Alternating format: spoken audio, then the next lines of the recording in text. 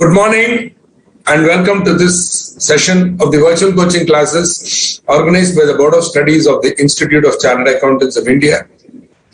Yesterday, we began our discussions on interpretation of statutes, deeds and documents. We went through the introductory part. I introduced you to certain terminology, especially the word statute, what it means. I'm sure you have understood this. The word document is defined in both the Indian Evidence Act and the General Clauses Act. They alag-alag nahi hai. They are both the same. Okay, it is not different. Just that this law defines the word, the other law also defines the word. Two enactments define the same word. And you will find that the definition is almost similar and very wide. So in fact, yesterday I made the point that the word document is defined so widely that even without any amendment to this definition, it includes electronic image or electronic message or email or whatever you call it, or shall we say an encrypted message sent through with a digital signature certificate, possibly using the asymptomatic encryption system.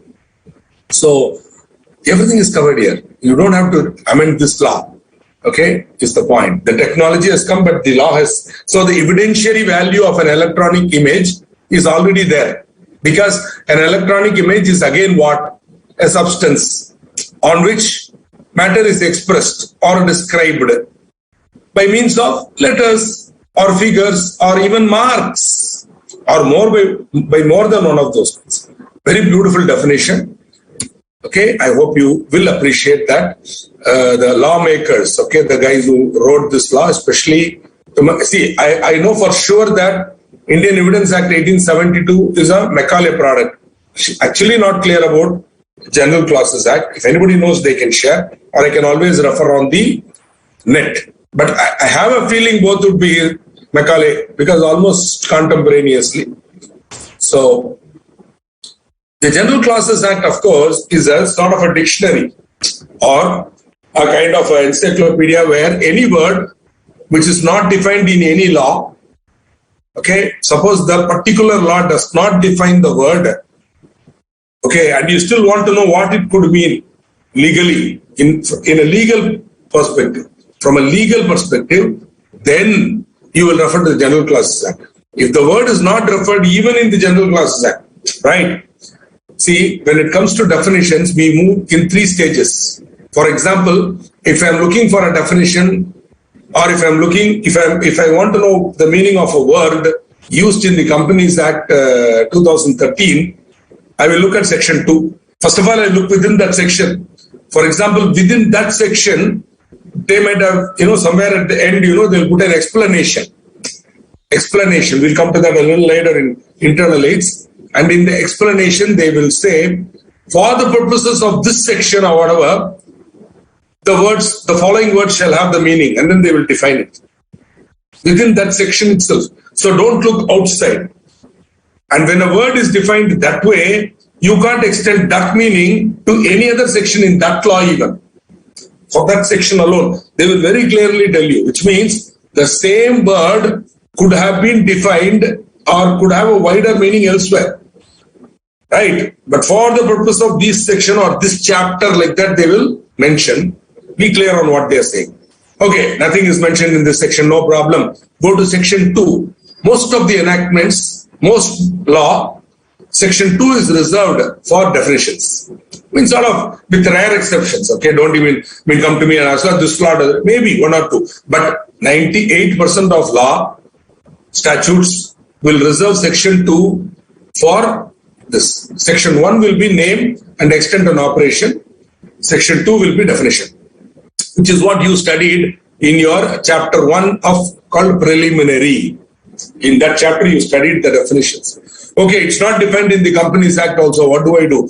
Then I will not directly go to the General Clauses Act. I will go to related enactments. For example, related to the Companies Act, you have 2 enactments. The Securities Contracts Regulation Act. and the Securities and Exchange Board of India Act and the regulations.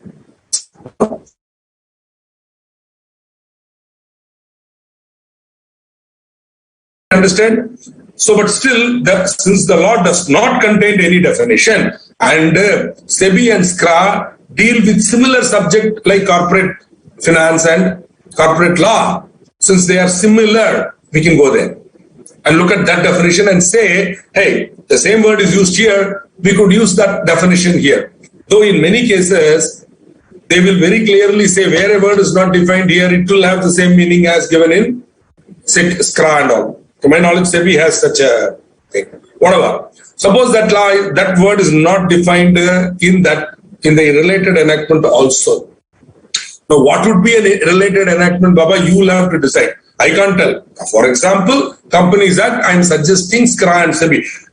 Boss, now you are outside of certainty. You are now moving for assumptions. So the court may agree, court may not agree. The court may say, come on, this law is, do you have a definition in this law? No, I don't want to do all that. In which case, you will go directly to the first rule of interpretation, which is rule of literal construction, also known as grammatical construction or authentic construction. Means the word should be given its normal dictionary meaning. Okay, give a literal meaning. So, for which purpose? You may refer to well-known dictionaries. Well-known dictionaries. Okay, there are a lot of dictionaries, but since time immemorial, the Oxford English Dictionary is considered one of the a good. In fact, there is also something called a legal dictionary, a dictionary of legal terms, compiled by a gentleman called Mr. Ramanathan. It is very much available. It's a big tome. You will find it in the Institute library. I mean, not possibly in chapters and branches, but at the regional council libraries. If you visit the regional council, do go to the library.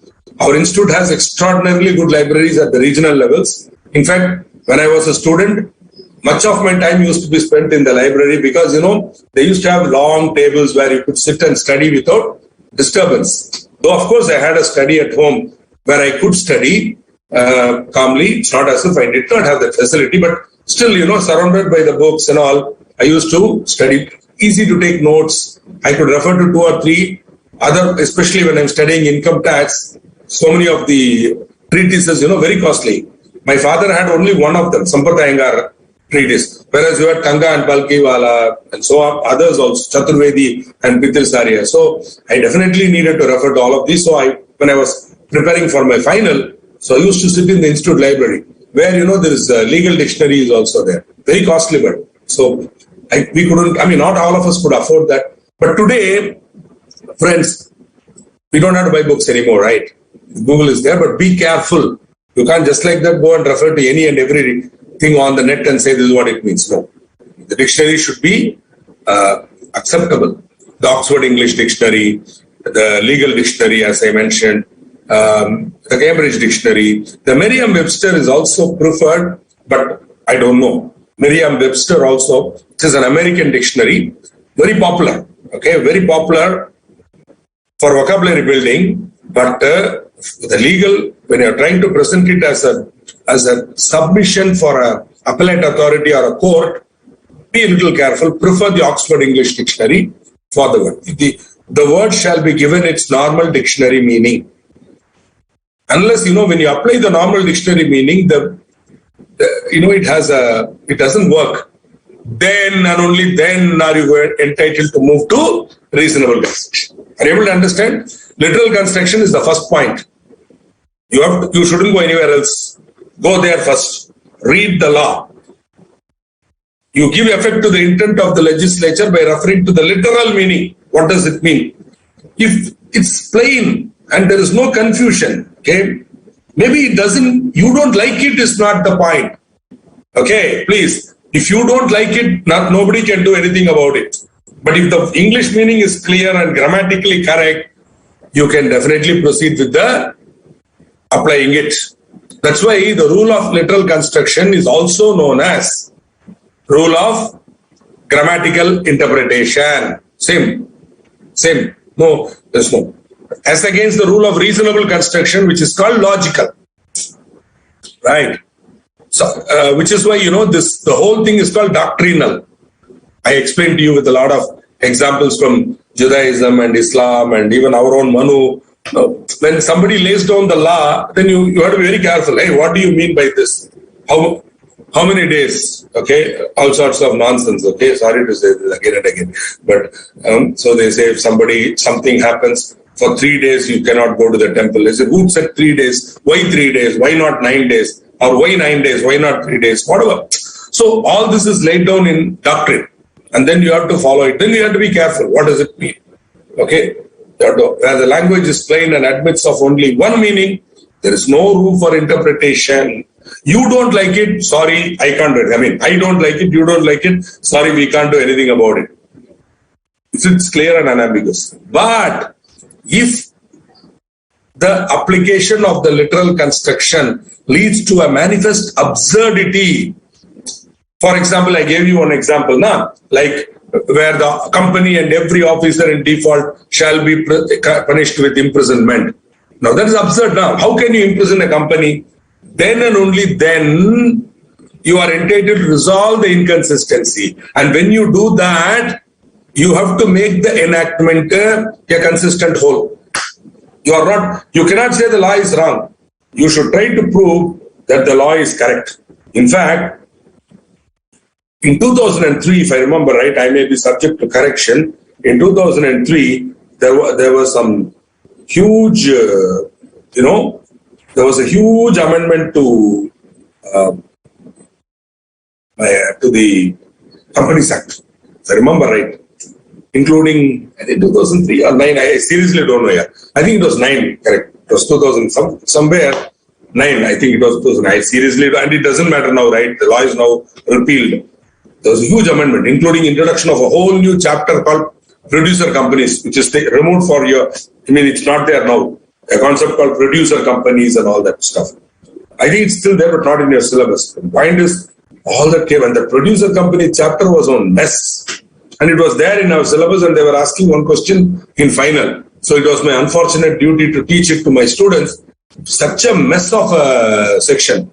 And Professor K. Santraman, at that time he was very much active and alive. I still remember those days. He used to call me every day. One new section he'll take up. Srikanth, read this section. What does it mean? So he will read it over the phone.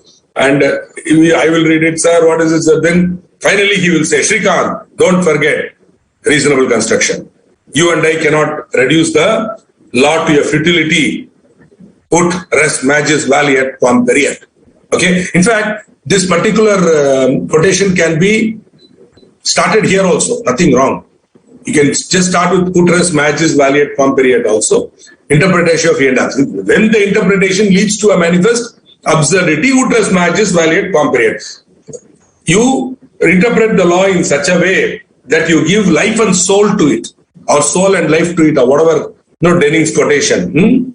Force and life to the intention of the legislature. Okay, this is called reasonable construction, also known as logical construction, right? Literal construction, grammatical construction, cardinal rule of interpretation. First point, that is the supreme, that is the rule. The rest of the rules are all exceptions to the rule of literal construction, right?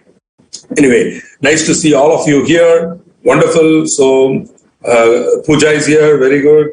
We have others. Okay, some Parth is here. I'm sure Siddharth Mudalia will join us. And I'm sure most of you are here. A lot of new names. I'm so happy to see all of you. And we have Chaitanya from Karnataka. Welcome, sir. And good show. It's nice to have. If you have any queries, do put them up there. But I think in this particular topic, you may not have any questions. What you possibly need to do is listen to what I'm saying calmly. Maybe if I'm saying something which is not on a slide, take a note there. Have a notebook always, okay? Have a 5-subject notebook or some kind of a notebook with you. Or even if you don't want to waste money and resources, and I will appreciate you for that, use one-side paper. Use a tag. Nothing wrong. Just we need where you can see, after all, once you clear the intermediate exam, believe me, this paper and all become useless. Sorry to say this, unless you want to preserve it and all, nobody will want to. I had so much notes. When I was preparing for my final, I used to have notebook after notebook of notes. Everything I spread, because I never relied on books beyond a limit. Okay, no mugging up and vomit. Institute material was not what it is today. That time, I'm talking about 80s, 86, 85, 86, 87. Our institute material was not, a lot of problems. Okay, you guys are all, now you are coming out with, sir, what is the meaning of this, or why is it like this? Should it not be like that? Imagine, we were using the earlier material when typos will be there. The problem will be wrongly solved typographically. It's not intentional. So they will correct, they will publish errata. You can't rely on all that. So we used to rely on our own intelligence and our own understanding of the subject. And whenever we got a good teacher, like Professor K. Anantaraman or Mr. Vittal, who taught us operations research, or L.S. Shivakumar, who taught me mathematics, when you get a teacher like that, you are lucky. And P.B. Sampath was the CFO and Group Financial Controller of TAFE Group, the tractor manufacturing company in Chennai. He used to be our teacher on finance. So when you get great teachers like them, we used to learn from them directly and believe what they said. No questioning them. If they say that is what it is, that is what it is. That's all. End of story for us. No questioning my teacher and saying, why is it like this? You are telling like that. Book is telling that. If book is saying like that, we will read that, then reconcile. We'll use some rule of reasonable construction, come to our own conclusion and proceed with our life. This used to be our life in those days, where we did not have the luxury of coaching classes, teachers who, spoon-fed us, nothing. You were on your own with some kind of, and most of it was happening at the institute. It was not, there were no major coaching classes at that time in Chennai, not the way it is today, where, every nook and corner you have a coaching institute promising you, so many things. If only you give your money to them. No, we had only the institute. We had senior members who were willing to spare their valuable time for pittance of money and come and teach in the evenings or early mornings and all that. So even I became one such faculty later when I used to go and teach at the institute in SARC, physical teaching I used to do, and so on and so forth. Why I am saying this now? Somewhere you have to use your reasonable construction. When you have a doubt, solve it and go. Okay, be like Alexander. Don't keep wasting your time in unraveling the guardian's knot. Cut the knot, proceed with your life. My humble view. Work for me. 56 years, it worked for me. Okay, I have no problem in that. Okay, when I made a mistake, I learned from it. That's all, nothing else. Sometimes I did make mistakes, right? No problem. What is that? I learned from it and corrected myself and proceeded with my life. That's all. Okay, here we go. I'm just revising or going through the same material. Now, reasonable construction is you should resolve the inconsistency and make the enactment a consistent one. Harmonious happens when there is a conflict. See, as we suppose a definition. One section gives one definition. The same word is defined elsewhere in another way.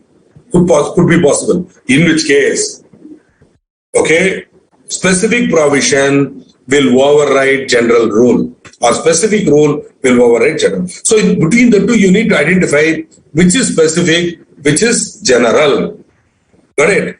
So what is applicable to the whole of India is general, but a particular district, they might say, is an exception because of certain. So that district rule is a specific rule, that will apply in that district. There you cannot come and say, in the whole of India it is like this. Sorry, for this purpose alone an exception is created. So this is called generalia specialibus non derogant. Now somebody was asking me yesterday, I'm sorry I didn't answer it yesterday, which is, should we remember these Latin maxims? If you're not able to remember it, don't worry. Not writing it. At least remember it in English. What do you say? At least remember it in English. Okay, if you're not able to remember those Latin terms are truly Greek and Latin to you, then my humble request is, please, that's why I've highlighted this particular English translation, which is a very, very, shall we say, casual translation. Because the original Latin translates something like this. A general provision will not derogate from a special provision. That's what it actually means. Whereas we've sort of loosely translated as a specific rule will override a general rule. Similarly, otrus magis can be talked as. In a law should, where there is a manifest absurdity when literal construction is applied, or if literal construction leads to a manifest absurdity, then the law should be resolved so as to give effect to it, or so as to further the purpose. Okay, that is why this is also known as a purposive. Later on, you will see purposive construction, right? As in the case of mischief rule and all. Okay, so see, as I told you, you have to use it only when there is real and not merely apparent conflict. Where very clearly they've said, hey, this word means this here and elsewhere something else. That's not a problem at all, because they very clearly told you, nah, this word has this meaning in this section. You can't do anything about it. Okay, beneficial construction or Hayden's rule. It's also known as purposive construction, because truly by applying. And remember, you are in a filtration process. First you applied literal construction, absurd. Then you tried reasonable construction, still not working. There is no conflict. Then you are now left with what to do. Then you have to ask, hey, what the hell was the purpose here? Why did they make this law? What was their goal in making this law? You are allowed to go there only in a filtration process. Straight away you cannot go to the purpose of the legislation when the words of the statute are clear and unambiguous. Sometimes when the budget is announced, most chartered accountants who are especially teachers like me, we are invited to speak in public fora. Okay, senior, very expert people like T. Barashekar, T. N. Manoharan, one level. Certain levels, people like me also will be called, and I will go and talk on the budget. So sometimes, the audience will get angry and they will Mr. Srikanth, why is it like this now? Say, look here, you don't ask me, go to ask Mrs. Nirmala Sitharaman. The law was not made by me. It's my unfortunate duty to explain it to you. Okay, but once it is clear and unambiguous, this is how you have to interpret it. See, recently I was asked to speak at a Chamber of Commerce on the newly amended section 45(4). Capital gains calculation, where a partner retires from a firm, where there is a reconstitution of a specified entity. Section 9B and 45(4) were amended. In that, because it's a recent one and interesting, they said, Srikanthji, what would you like to speak on? Because they themselves don't know. I said, I'll speak on this. I spoke for about half an hour. Most of them sort of enjoyed my speech in a way, but then I knew that it was so complicated. And the computation I went through. Now, in that section, 45(4), they have given a formula. Refer to it. Maybe in income tax, if it is there in the syllabus, it is your unfortunate duty to study it for your income tax, if you are taking that group. Okay, having said this, in that definition itself, there is a mistake now.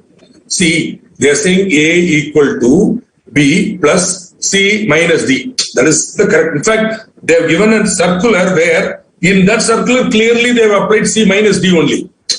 Right? C minus D. Whereas in that section where they have given the formula for calculating the capital gains, they have put A equal to B plus CD. CD means when two alphabets come together in an algebraic formula without anything in between, no mathematical sign, it means multiplication. So C multiplied by DR. No. So that would lead to a manifest absurdity. But then luckily for us, see there, I am allowed to go outside but not too far. The department has given a circular. In that circular, they have given examples on how to calculate. Illustration.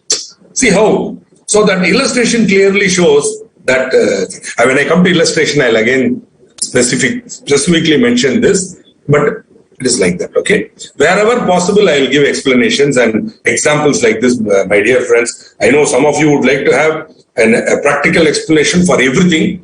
If see, my memory is also running out. So if I remember something, I will share. This 45(4) is a classic example where we have to go. Now, Hayden's rule comes where there was a problem in the law. For example, this problem is there now. So what they may do, they may amend the law. So they might say A equal to B plus C minus D. Because that is the correct formula. Now they have to amend it, right? Instead, what these buggers do, no? Instead of making C minus D, again one dog you put C plus D. A plus B plus A equal to B plus C plus D. Again a mistake. Hey, how many mistakes, sir? So when there is such a problem in the enactment, they say go back to the old problem. What was the original law? What was the mischief? What was the law before the making of that? What was the mischief or did not provide? What is the remedy that the act has provided? And what is the reason for the remedy?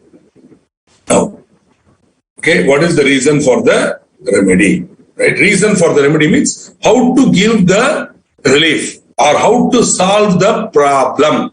That's what it means. What is the reason for the remedy means how to solve the problem, how to correct the mischief. That's what it means. Okay, right? What is the remedy that the Act wanted to provide, and what is the how to provide it? Once they arrive at that conclusion, then Hayden's rule can be applied, and they can say, "Hey, this is what it means." That the court has the power. This is the power of the court. They can say, "This is what it means," right? Their view. Now, you as a citizen may not agree. Then only way you can do is you can go on appeal.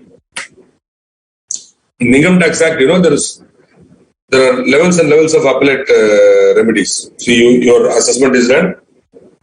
Then you immediately go to the CAT appeals. He also doesn't agree with your view, no problem. Go to the tribunal. Tribunal also doesn't agree. Then question of law, only question of law, where there is fact over.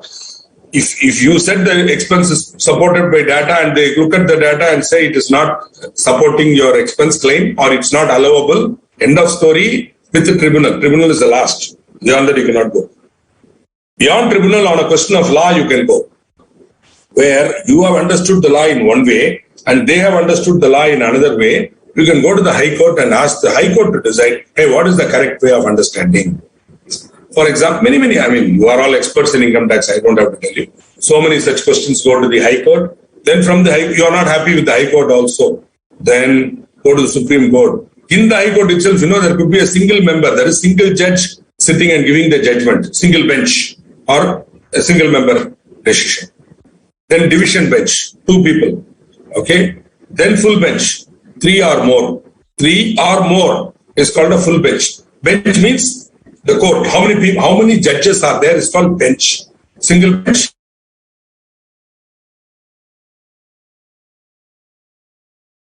The full bench decision of the High Court. You can go to the Supreme Court, where again they may form a bench. In the Supreme Court, for example, some Ram Janmabhoomi issue and all, you have 7 judges, 5 judges, 4 judges sitting and breaking their head. Full benches. That's it. The full bench of the Supreme Court is your final. Thereafter, you cannot do anything. Just go and live your life and that's it. Your karma has been established. Okay. Now, exceptional construction is where, again, when there is a absurdity or when there is an ambiguity, okay, then you can go for exceptional construction, right? Now, certain words used in the enactment are sort of discussed here. You have words like or and, conjunctive and disjunctive words. Or is conjunctive. Conjunctive means joining. Or is not conjunctive. And is conjunctive, joining. Whereas, in fact, in grammar itself, and is called a conjunction and or is called a disjunction in English grammar. Or any grammar for that matter, words indicating or. Yeah, like in Hindi you have no. Yeah. So, aaj ya kal. Are you going to do it today or tomorrow? That is or. And. So these words are normally distinctive and conjunctive. When I use the word or, it means either this or that means distinctive. If even one of the condition is satisfied, gone. When I use the word and, both have to be satisfied. Right? No. Normally they are read. However, sometimes, okay, they may be read as vice versa to give effect to the manifest intention of the legislature as disclosed from the context. Normally, or is disjunctive. Simply, you cannot say, hey, I'm using or as and all. If you put or there should be a problem. Or if you put and there should be a problem. Usually, and only will create this problem. They will prescribe 2 conditions which are mutually exclusive. Mutually exclusive condition, they will put and. How, yeah? Both the conditions are satisfied, but it's never going to happen. It is never going to happen. How can it be? Is the point. The day should be Amavasa and Purnima. How is it possible here? It may be either Amavasa or Purnima. Yet the same day cannot be both Amavasa and Purnima. Right? So, you have to read it as R only. Are you able to understand? Okay. It happens a lot in other, disciplines also. Yeah. Especially in astrology. Sometimes, they will give. So, how to interpret? See, how is it possible? So, we have to use the logic, and you can say, hey, here the word, though the word and is used, it has the meaning of because these two things cannot happen at the same time. Or once in a while, in a blue moon, I don't know how that, the example I gave, the same day should be new moon day and full moon day. Hey, how is it possible here? Okay, so then only you have to say, though the word and is used, it has to be read as or. Because the literal reading of the words produces an unintelligible or absurd result. In such a case, and may be read for or and or for and. Rarely you will find or creating problem. It's only and will create problem. Rarely I have seen or. For or, the problem could be, they might not mention anything. Nothing is mentioned. For example, in your that NFRA, whether NFRA is applicable to a company, I refer to that section. Even in my PowerPoints, when I was showing there was no or. And I think one of the students was pointing it out to me. And then she was saying it should be and. I said, no. Where there is nothing mentioned, neither or and, you cannot put and. You should always take it as or. This is because and is restricted. And if somebody wanted all the conditions to be satisfied, consciously they should put and. If they have put nothing, their intention was distinct. Their intention was that these are mutually exclusive. Even if one condition is satisfied, it is an F. Or, again, that's where we get into interpretation. See, the best way to avoid all this is for the people who draft the law to use their brain and read it again and again. Be proficient in the language in which they are drafting, whatever it may be. Maybe Hindi, it may be English, whichever language you are drafting in. You should don't think because I am being derogatory about vernacular or derisive about vernacular users. My mother tongue is Tamil and I am very proficient in it. I'm equally proficient in my mother tongue as I am in English, and I can draft a legal document in Tamil as much as in English. After all, it's a language. But whichever language I am using, I should read it again and see whether the meaning is the same or it's giving a wrong meaning. So that patience, that expertise, that willingness to go that extra mile, if it is not there in the draftsman, then and only then all this problem starts. And increasingly since 2000 AD, I have found the draftsmen in India at least are very, very lazy. And of course, very inexpert in the use of the language which they have selected for drafting. See, you decided to draft in English, then it is you have to improve your knowledge of English grammar. If you're not willing to do that, you're simply thinking the whole thing in Hindi and then blindly translating it, definitely it will lead to a grammatical error in English. Because definitely, every language is unique and beautiful and it has its own syntax and it has its own flow. So you think in one language and blindly translate it and place it in another language, definitely it may lead to grammatical errors in the language.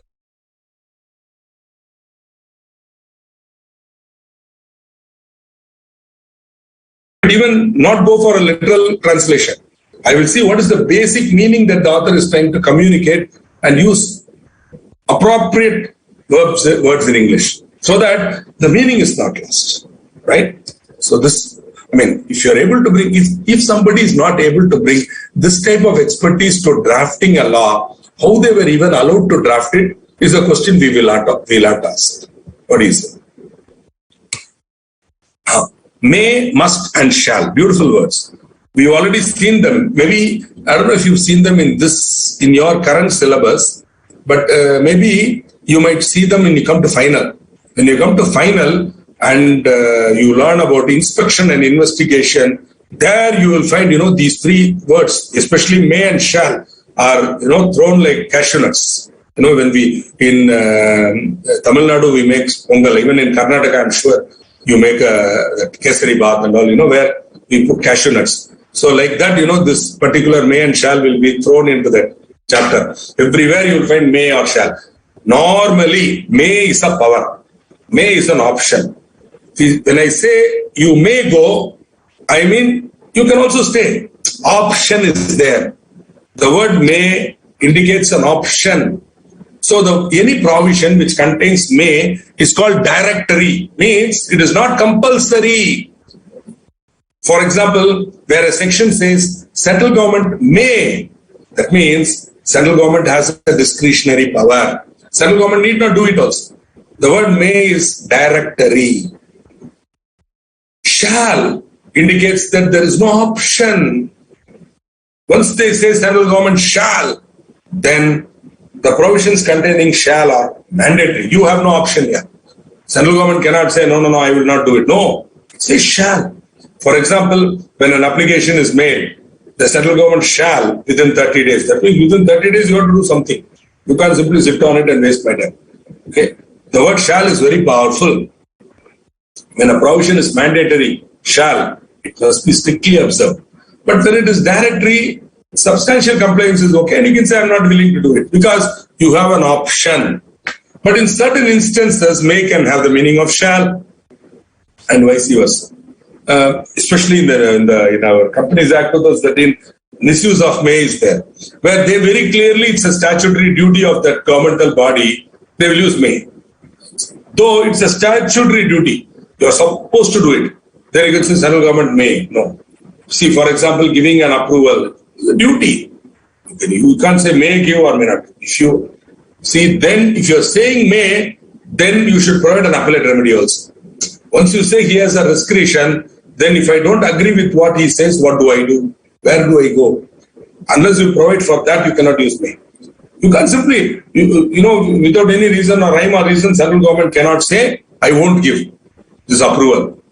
So even if you use the word may, then you should say where the central government does not give the approval, the company or any distressed person may approach the tribunal for relief or whatever. And the tribunal also you have to provide how soon they have to give their relief and things like that. I mean, if you're saying option is there, then I should. Suppose, just as a general knowledge I'm telling you, there is a law where they have given a discretionary power to the governmental authority, but they have not given you an appellate remedy.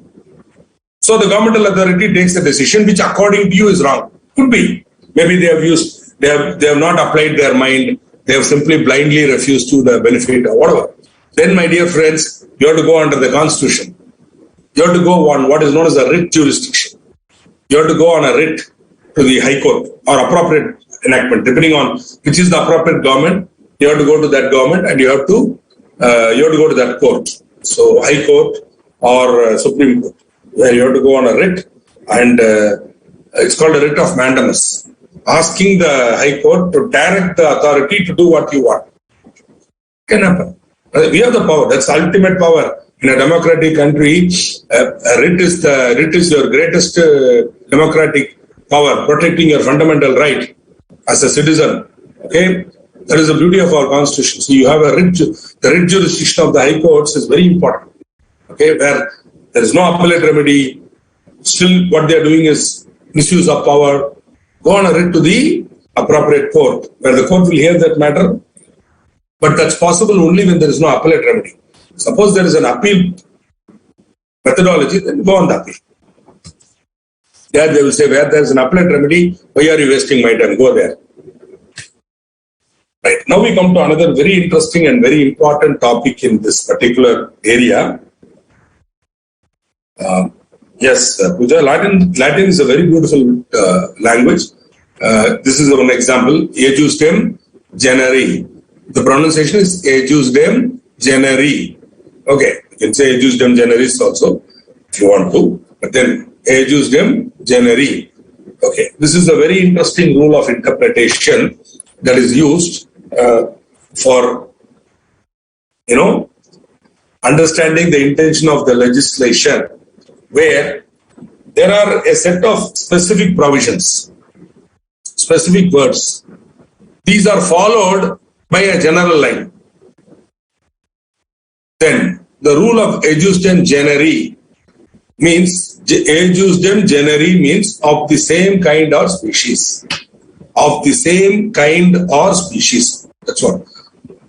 So, you can remember Ejusdem generi, bhaiya. Come on, don't say you can't remember this. This you can remember, because in the exam they might ask you like, what is the rule of Ejusdem generi, or explain, or multiple choice. What I will say, where specific words are used, where specific words are followed by general rules, general words, the rule of interpretation to be followed, where specific words are following general words, general words are following specific words, is, then they might say rule of blah blah, rule of Ejusdem generi. You have to write that. So you should remember this. Okay.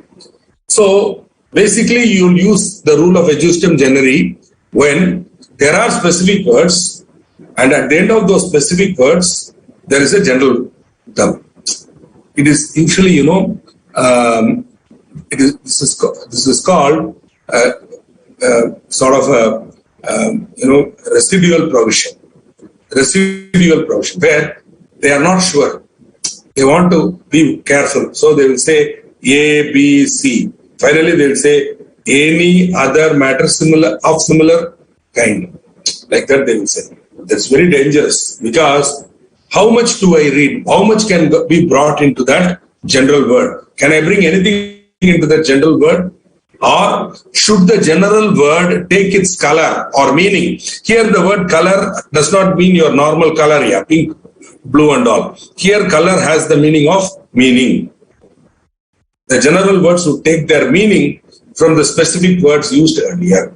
So, okay, immediately some of you who are very practical chartered accountant types now, who are definitely suitable to become members of our institute, ideal members of our institute, serious, no humor, always logical, always asking straight questions. Such people, sir, when it is, the word meaning is there, why are you using the word color? Okay, if you don't like such elaborate usages of English, hello, yeah, no problem. So the rule of Ejusdem generis means that specific words are used, and after those specific words, some general words are used. The general words should take their meaning from the specific words used earlier.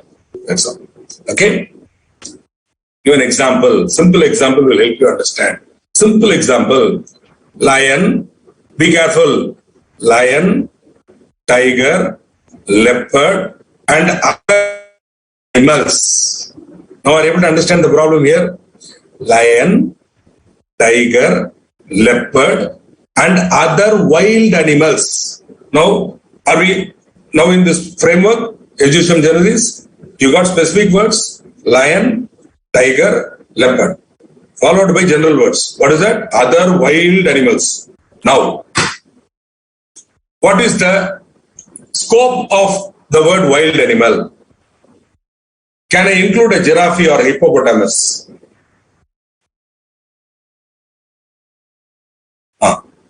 Yeah, somebody is asking about puja as usual. I'll come to that. Sorry, I should have mentioned it. I'll come to that. Okay. Well, let's do Ejusdem generi and then I'll go back and explain to you. Sorry. Now let's not go out of this. So, lion, tiger, leopard, and other wild animals. You can also answer me, because let's make it a little more interactive. It's keeping on, I'm talking and you are not asking any questions. So, lion, tiger, leopard, and other wild animals. Can I include hippopotamus or not? Can I include giraffe or not? Yes, no, that's all. You give me an answer.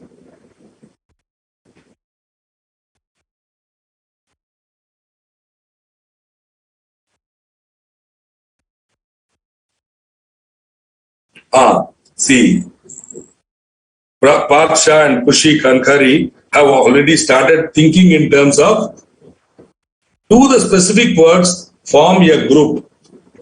So I shall presume that both these persons are very clear that hippopotamus not included because it is a herbivore.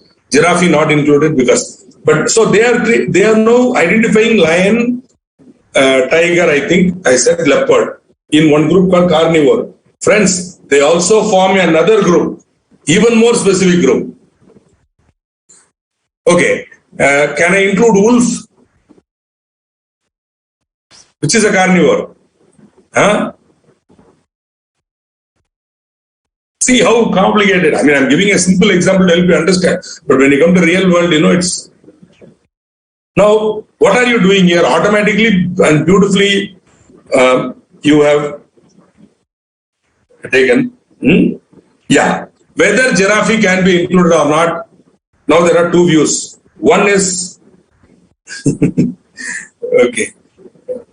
If the words are to be read very generally, then the word wild animal is wide enough to include hippo, giraffe, etc., etc. But if you decide to read it Ejusdem generi, if you decide to apply the rule of Ejusdem generi, then the general word will take its meaning from the specific words. Be clear now. So normally, wild animal is wide enough to include giraffe, hippo, and also your answer is not wrong. But if you are applying the rule of Ejusdem generi, then the general word will take its color or meaning from the specific word. So as beautifully our friends Kushi and Parth have tried to, you should try to fit it into a genus or category. If the particular words used exhaust the whole genus, then the general words are to be construed as covering a larger genus. But if that genus is wide enough to include more, then you can do. But the general principle of Ejusdem generi can be applied only where the specific words are all the same nature. See, suppose I say man-eating. Sir, carnivore is one thing. Carnivore is anything or anybody, including human being, which eats the flesh of other living being. It's a carnivore. Okay, which eats other living being. Whereas cannibal is different. Or rather, not even cannibal, man-eaters. See, cannibal is when you eat the same species. Whereas man-eater, don't go there. Okay. Correct. So genus is basically a scientific term in taxonomy. Taxonomy is the science of naming. Okay. A person called Linnaeus, he sort of laid it out. He said the whole, imagine this guy studied all the species then known and he gave them Latin terms. For example, the examples that I gave now. Now, first of all, let me clarify. If you are decided that the general words would be generally read, then giraffe, hippo, everybody can be included. But if you have decided to apply the rule of Ejusdem generi, then you should follow this strict format. If this format is satisfied, then you are entitled to apply the rule of Ejusdem generi. Please understand, it is not compulsory. But if you want it to be read Ejusdem generi, then you should follow this. The statute contains an enumeration of specific words. Enumeration means list. See, wherever possible, I'm giving you simple English meanings of complex English words. Okay. So enumeration means a list. So the statute contains a list of specific words. Now, in my example, slowly people are getting into the groove. So, first you have lion, tiger, leopard, and other wild animals. Now, is there an enumeration list? Yes, lion, tiger, leopard. Good. First condition satisfied. Second, the subject of the enumeration constitute a class or category. Now, this is where some of you have intelligently started thinking carnivore, man-eater, like that. No, go a little deeper. These three categories, they form part of one genus called Felix. They are part of what is known as the cat family. See, that is why, I asked you about wolf, because wolf comes under canis, which is dog family. Okay, canis lupus. Whereas this is Felix Leo, Felix tigris, Felix leopard. These are Felix panthera, if I may be permitted. So tiger, leopard and lion, tiger and leopard form classically in one genus. They are wild cats belonging to the cat family, which means 100% I cannot include giraffe and hippo, because straight away out. If you are using carnivore, herbivore, straight away out. If you are using Felix as a genus, they are belonging to the cat family, then out. Now comes wolf. Wolf also not possible, because wolf is belonging to canis. Now it's up to you, Baba. No, you should be able to show that they constitute a class. So I am showing that they form a class called Felix or cat family. Okay, Felix. It's a cat family. Now, right. But remember, that class or category is not exhausted by the enumeration. Friends, sorry to make this comment, and highest regard for the LGBTQ community. Absolutely no disrespect here. Please do not take it otherwise. My intention not to make fun, but to give you an example. Today, there is an option. You have to, okay. The class is exhausted by the enumeration.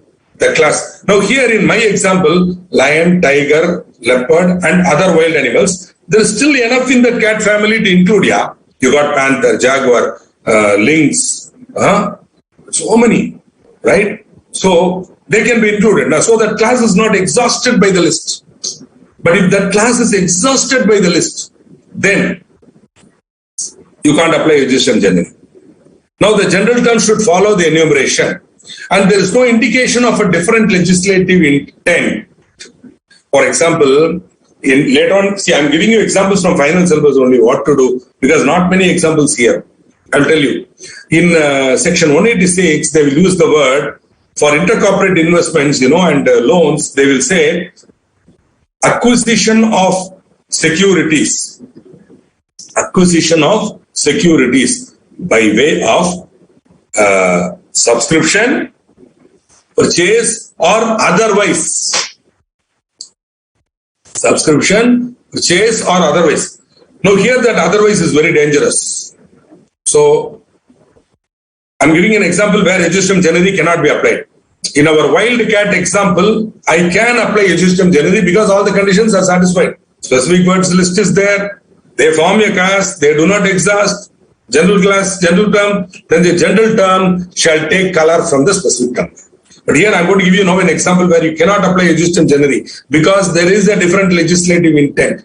So what does 186 say? Section 186 will apply where there is an acquisition of securities by way of subscription, purchase or otherwise. Now, so is there a specific word? Yeah, subscription, purchase, two specific words are given, right?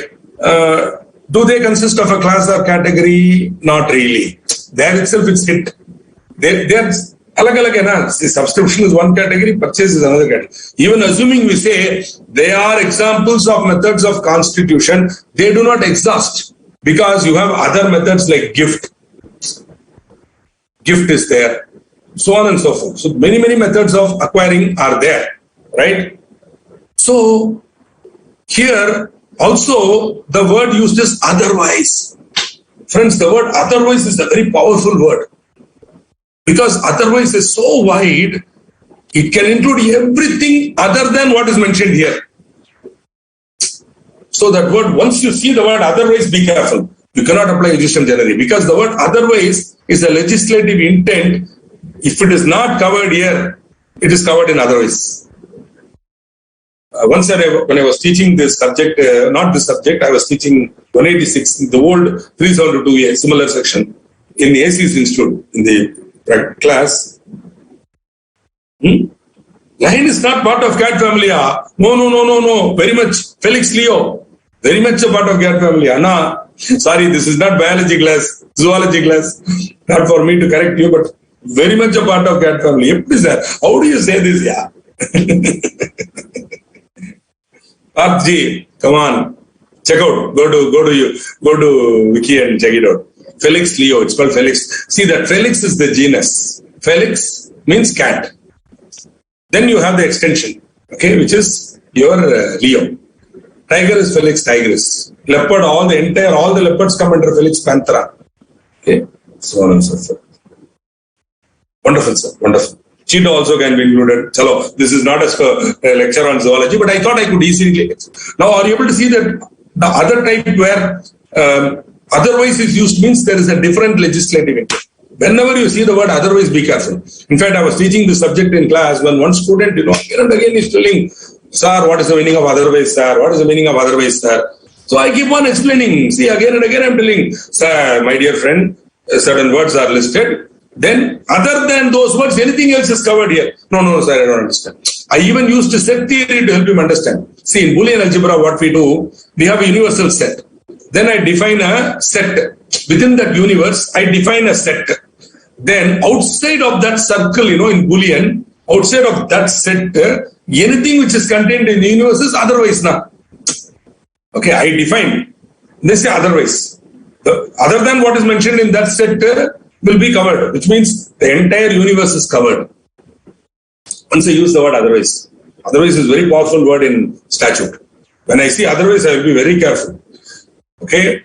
Though, of course, still some people will argue that I will read it Ejusdem generis, they will try to bring it, all that. But still, another classic example where they said no Ejusdem generis is winding up.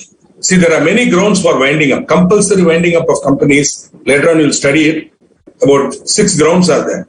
Now, the first 5 grounds is an enumeration of specific category, followed by on any other ground that it is just and equitable so to do.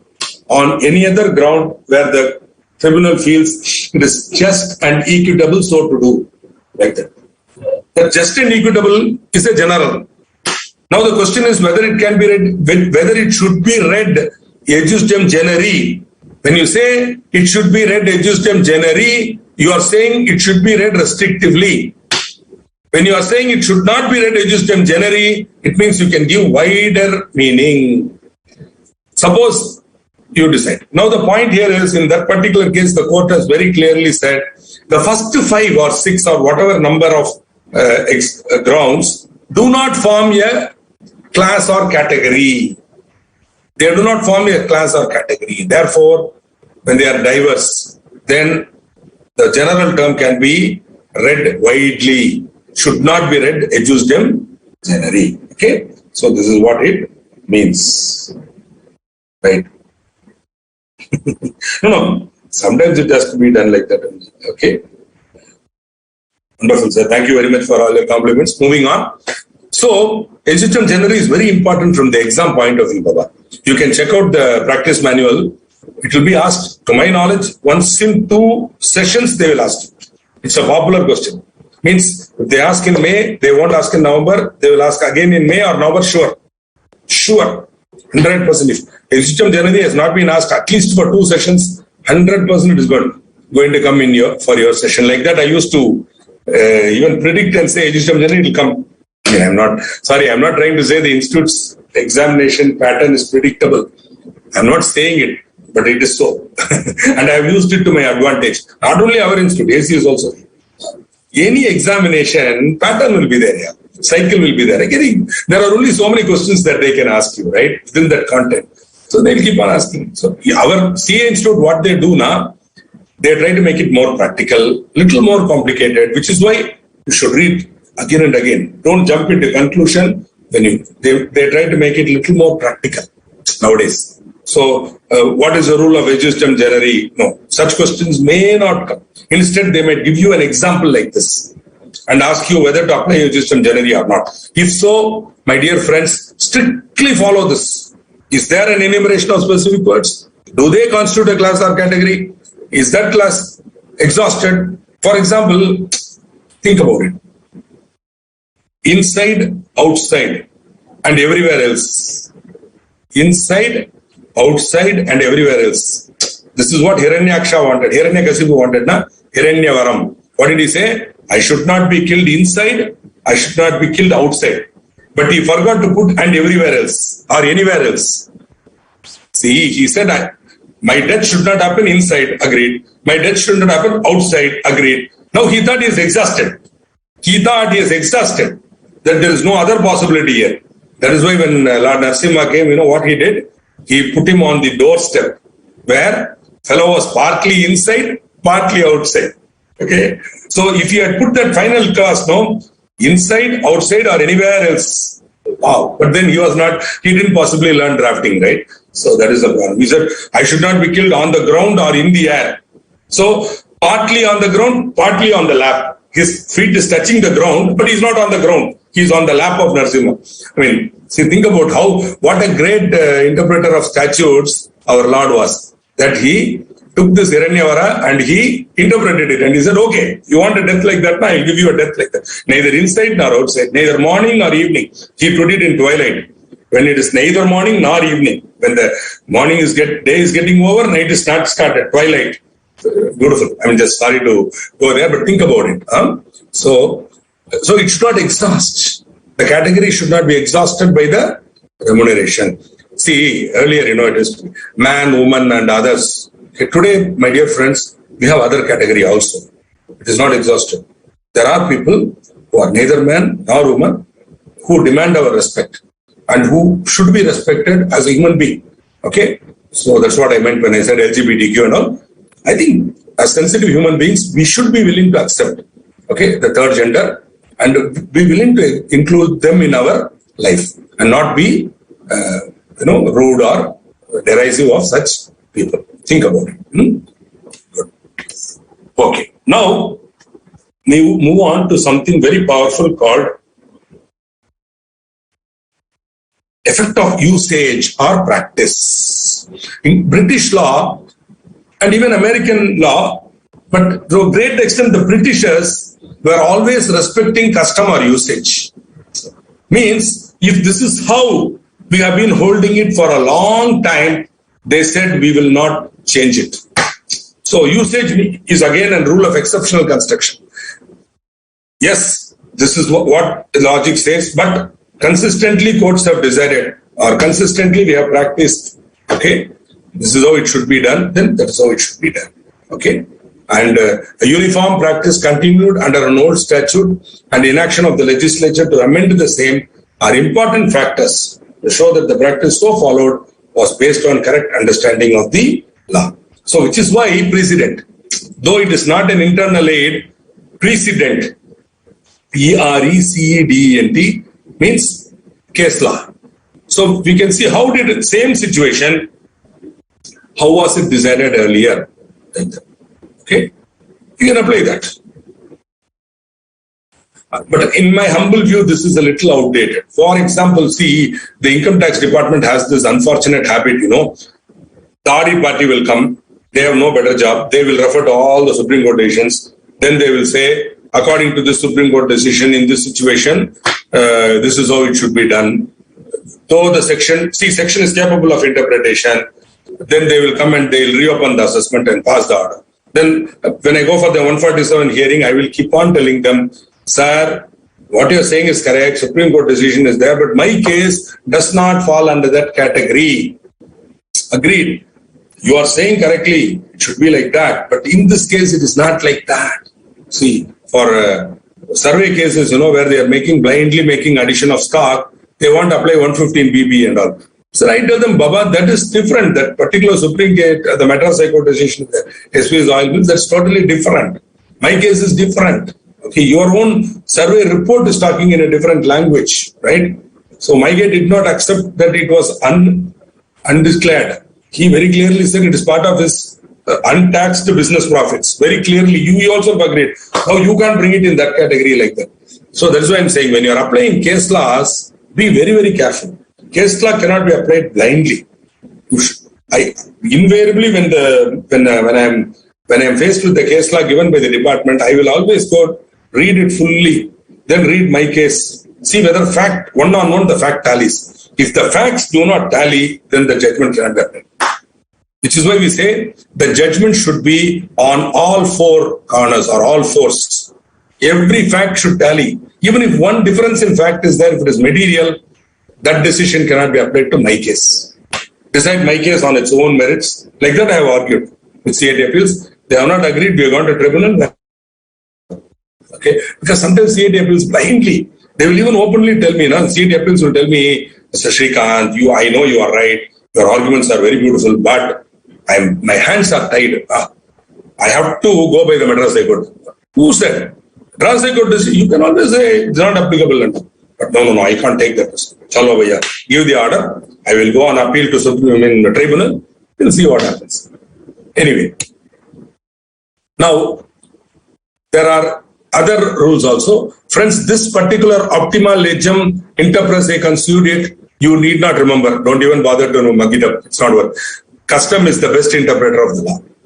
What has been followed for a long time is seen as a good interpreter of the law. Okay, friends, I am giving it tongue in cheek. I am not supporting it. Custom, so long as it is reasonable, so long as the purpose is served. But if the custom is being used to create something wrong, then you can question it. But by and large, where a custom has worked, it will continue. Similarly, laws have to be read in relation to the social conditions and business dealings at the time when they were formed. This is what contemporaneous exposition. That's all. Even if you remember this, it is enough here. You don't have to remember the entire thing. Just remember contemporaneous exposition or contemporaneous exposition. A particular word or situation may have a different meaning, may have had a different meaning at that time. So that meaning cannot be given now. Contemporaneous exposition. So you should read it as it would have been understood when made. Right? Very important.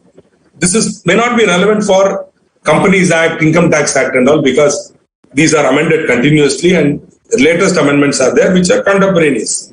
Whereas there are some old enactments in criminal procedure code, CRPC and all, where they were, remember this, CRPC, IPC, all are Macaulay products. Lord Macaulay, 1908 CPC, CRPC even at 1872 again, Indian Evidence Act, CRPC, Indian Penal Code, all are the great Macaulay products. We never amended. They still continue, except they keep adding newer offenses, that's all. And whenever a new offense is committed now, they create a new law for it, like PETA, POTA, FOSCO, whatever they have. They create a new law for it. Okay? The IPC, where then my guru used to say, every new offense is already covered in Macaulay's IPC, like that you should say. But human beings are discovering newer and newer offenses, okay, for which newer and newer laws have to be introduced, right? We discover new ways of committing crime, for which we say there is no old law, new law. But when you are dealing with an older crime, we may have to understand the meaning of the word as it was understood when the law was passed. This is called contemporaneous exposition. Means interpreting a word or document as it was understood when passed or when drafted. So these are all classic multiple choice questions. I can say the rule of interpreting a document to read it as it was understood when made is called, what shall I say, Utrus magis, Ejusdem generis, contemporaneous exposition. So you have to choose the right answer out of this. That's how they may test you on this. Somebody was asking me about must. Madam, must and shall have the same meaning. Rarely a law will use the word must. Rarely. Rarely. I have never come across an enactment with the word must. Invariably nowadays they use shall, but there may be some old law where they've used the word must. Must will have the same meaning as shall. Okay? Must will have the same meaning as shall. Whatever applies to shall will apply to must. I must go means compulsory. I may go means direct. Okay? He is my good friend. I must go for that marriage. It is compulsory. Okay? I used to know him well. I may go. option. Must and shall have the same meaning. I hope this clarifies the doubt that was asked by somebody. I don't know who it was.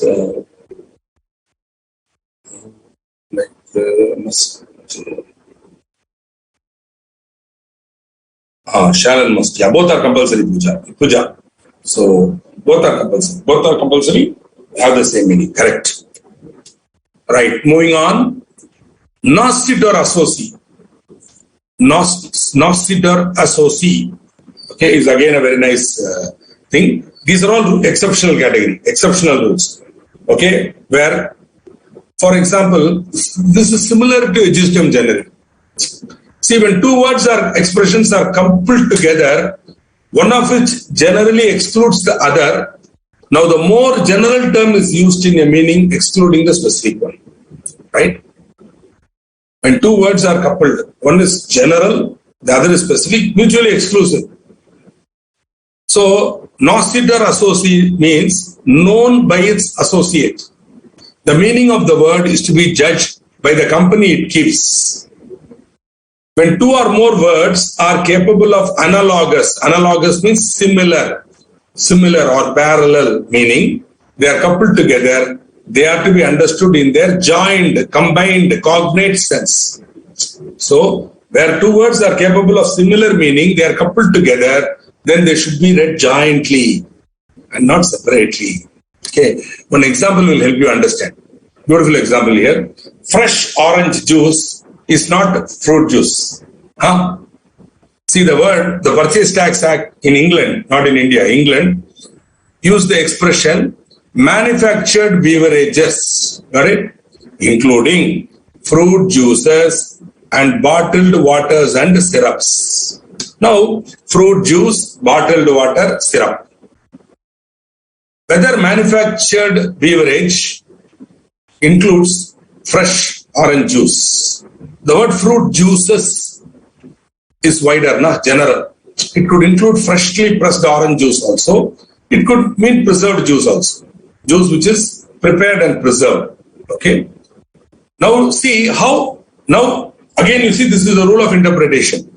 The word fruit juices is coupled with bottled waters and syrup and bottled water. So somewhere you should read it noscit or associ, where the court said fruit juice will take its color or meaning from the associated words. It will take, we will know it by its company, which is bottled water and syrup. So bottled water and syrups are basically preserved, not fresh, right?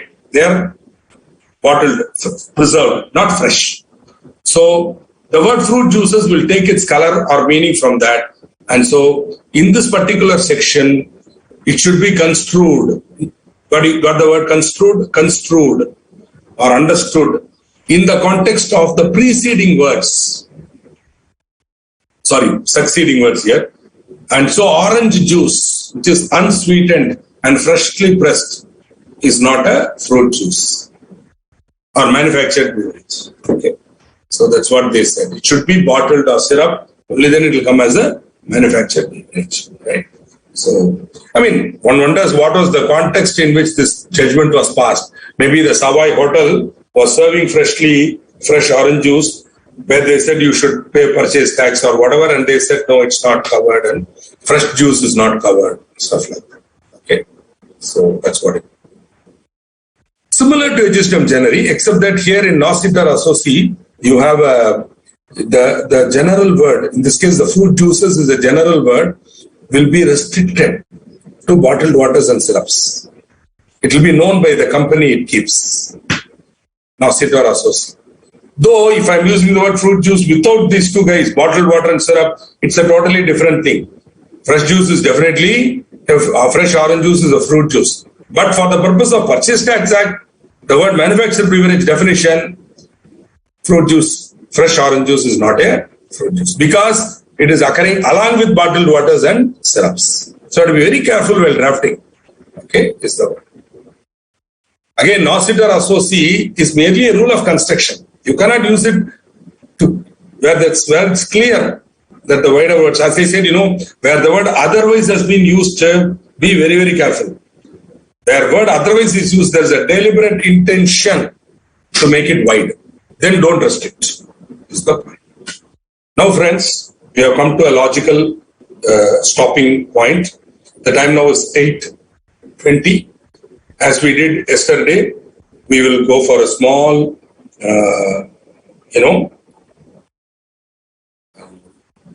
break, 10 minutes ka break. When after we come back, we will take up what is known as internal aids of interpretation, right? A small break. Don't go away. 8:30.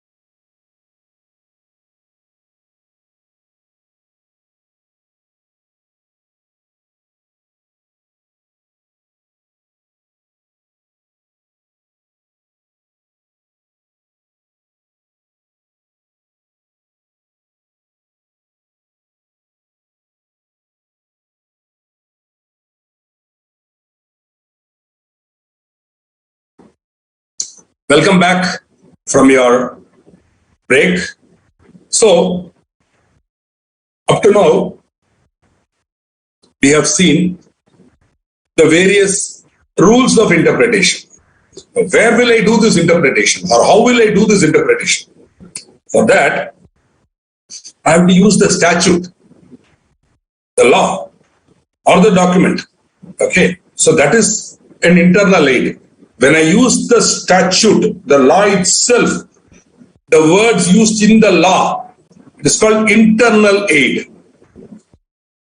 When I am not using the law and I am using some source of interpretation outside the law, it is called external aid. Now, between the two, internal aid is the first choice.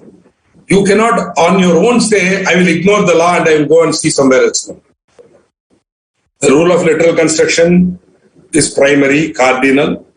The words of the statute should be first considered, and they should be given their normal dictionary or normal grammatical meaning. Only when that leads to manifest absurdity, you can go outside, etc., etc., etc. So the statute, the law becomes very, very important, right? So for that, there are many parts of an enactment.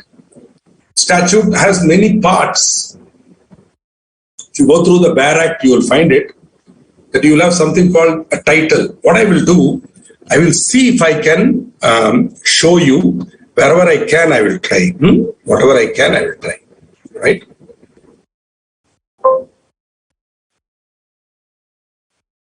I will come back to the slide again. I'm just going to the, Bare Act to show you some things. Okay, if I can. Sure, you can see the screen where I'm sharing my screen. Okay.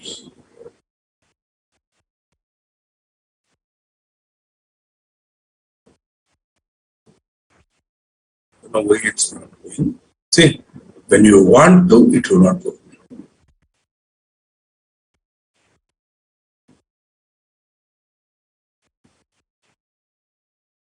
Just give me one more minute. I will try to.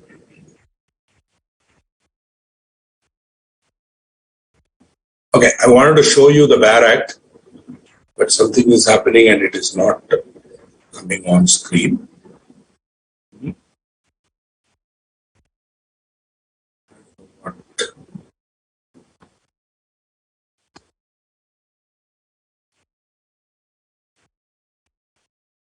It's okay. No problem. Anyway, you can go on your own and also have a look. Whenever you are free, just have a look at the Bare Act. So there you will find the word, the Companies Act, 2013. This is called short title. Okay. Then there will be also within paragraph, there will be within brackets, there will be an act to consolidate the law relating to companies like that. That is a long title. Slightly more descriptive. Okay, slightly more descriptive. Not all enactments will have long title. So when I use the word enactment, it is meaning statute, act, enactment, all are one. Okay. Law. Any law passed in Parliament is an enactment, an act of Parliament, a statute. Right, sir? All are same. Don't get confused. So an enactment would have what is known as a short title and also a long title. The short title merely identifies the enactment and is chosen merely for convenience. The long title describes the enactment. Okay? So it can be used. Both are useful in determining the scope of the enactment. Scope. See, when I want to restrict the scope now or want to understand, then you can use this. But very, very casual, because just to know the scope, what is the purpose in this.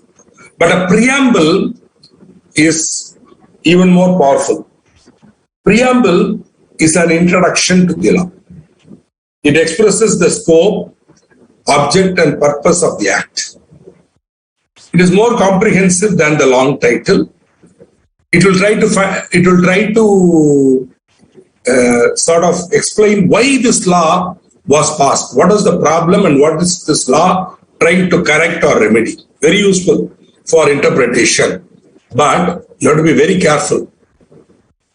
See, question will always be whether these parts of the enactment are part of the original law or not. Now, preamble is very much a part of the original law. When it was enacted in Parliament, it was very much there. But the preamble cannot control a section. The sections are operative. The operative part of the law is the section. The preamble is merely an introduction.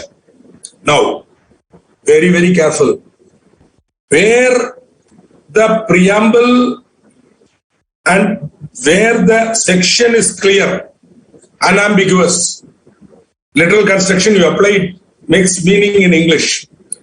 Then you cannot go to the preamble and say, hey, this is what is said in the preamble, that is the purpose, therefore no. No. I'm repeating.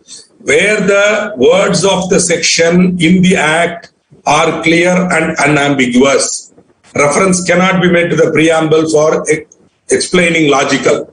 No. But where the words of the enactment are ambiguous, where there is a doubt, then you can go to the preamble and try to find out what is the purpose. You are allowed to go there. Are you able to understand this? Normally, preamble cannot be used directly. First, you should see the section. Section is clear, don't use preamble. Another problem, the section seems to be wide in operation. Then to restrict the operation, you can use the preamble. Because the preamble also defines the scope. Scope is, what is the boundary beyond which it cannot go. Okay, so you can use the preamble to restrict the scope of the enactment. Two cases preamble can be used. But where the section is clear and unambiguous, where the section is not capable of two meanings, then preamble cannot be used for a purposive or logical interpretation or reasonable interpretations. Okay, so I think somewhere we have to keep on zeroing in on literal construction. Literal construction is a cardinal rule, grammatical. So suppose the law is clear and unambiguous, but you don't like it, sorry, you have to prefer a petition to the central government asking them to amend the law. That's all. Maybe as a Chamber of Commerce or as Confederation of Indian Industry, you should make a representation and tell the government, hey, this is creating a problem for us. Kindly amend it or kindly give a clarification. So they may come out with a clarification as to what it means. Recently, in the Income Tax Act, they introduced 194Q, and already they had a TCS, tax collection at source. Total confusion, and many people, misinterpreted, and so kept on saying this, that, how they are misinterpreting. So one thing is clear: where Section 194Q applies, means where TDS is deductible on the purchase, the seller cannot charge TCS. Now, question which comes first? So quietly, the central government, what they did, they gave they were asked by Gold Merchants Association whether we should collect TCS or whether we should deduct TDS. See, problem is gold is a very, very valuable commodity. Suppose I am selling on credit, see, I have to get the payment. Now, if you deduct even 1% or 0.1% on it and keep it, now my profit is gone. And if you don't remit it to the government, everything is gone. So they tried to avoid that and said, we will charge TCS and no. But then the law is very clear. If 194Q is applicable, then TCS not chargeable. Question, then they went to the government and said, please give us clarity. So central government also, instead of giving clarity, what they said, whichever comes first, you apply it. if collection is first, you apply that. If deduction is first, you apply that. Like that they kept on saying. Okay. So, becomes very confusing now. Whether TDS is to be deducted or not, like that. So, according to us, TDS will come first because credit is given first, right? TCS comes only when payment is made. Unfortunately, TCS is not at the time of billing. TCS tax to be collected on the basis of collection, on the payment. When you make the payment only, you have to add it. Till then, you don't have to pay it. But TDS at the time of credit. So which comes first? Credit comes first, right? You get the bill from the party, you credit it. The minute you credit in the books, you have to deduct TES. Then when you make the payment, only TCS. But this is already over, so no need for TCS. This was my opinion, I gave it. But whereas the Gold Merchant Association, they gave a wrong interpretation. They misinterpreted the circular. And imagine, government has given a clarificatory circular, which itself they have misinterpreted and told their members, you don't have to deduct TDS, so long as TCS is there. Which is the first? No. The first is always credit. Then only on payment you will have to, at the time of paying the bill, only you have to see whether collection at TCS is there, you have to pay. Otherwise, you don't have to pay. Okay. So, of course, I gave this explanation to many companies and I told them, you deduct tax, otherwise you are in trouble. And my clients generally follow what I say. And so whatever your association says, no, this is what you have to do. So, like that, if only unnecessarily conflicting two sections they created, then they gave their own clarification, further confusion. The clarificatory circular itself is a confusing circular. So they keep on talking bullshit. Final last paragraph, last 3 lines, they were saying, whichever is in the big comes first, take that. There again, they were escaped. Okay. So, according to me, what they should say now, where 194Q is there, TDS is applicable, no need for TCS like that. They should have said, or they should have now said, now that you are having TDS on all purchases, why have TCS also? Like that, some logic they should have removed the TCS, whatever. See, things like that. Or they should not have got TDS at all. Okay, whatever. Right? Anyway, sorry to go into a very elaborate example from income tax, but then, see, what I'm trying to say, some of you might even be wondering, as some of you have been kind enough.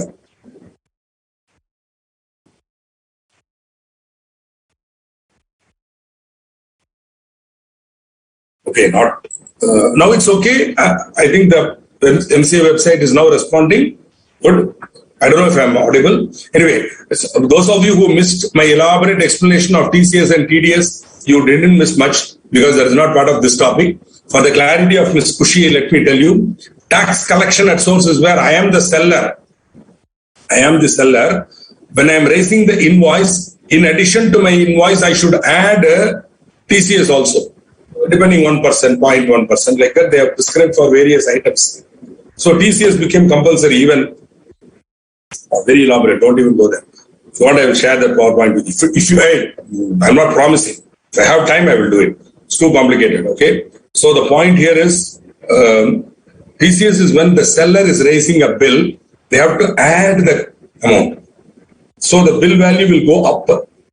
TCS. In certain circumstances, they have to do it. Similar parallel situation, the buyer when he is purchasing, for him it's a purchase bill, right?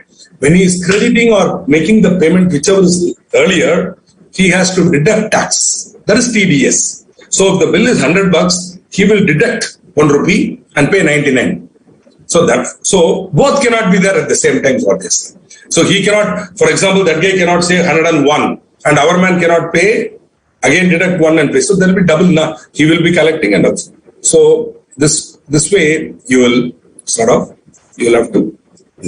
They said either TDS or TCS. TCS was introduced because, just as a matter of interest, I'm telling you, TDS is okay.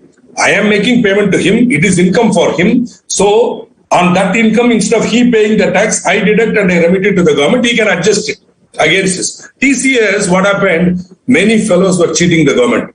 They were doing certain businesses where it was possible to do cash transaction or, not show it to the government and all, not disclosing the income.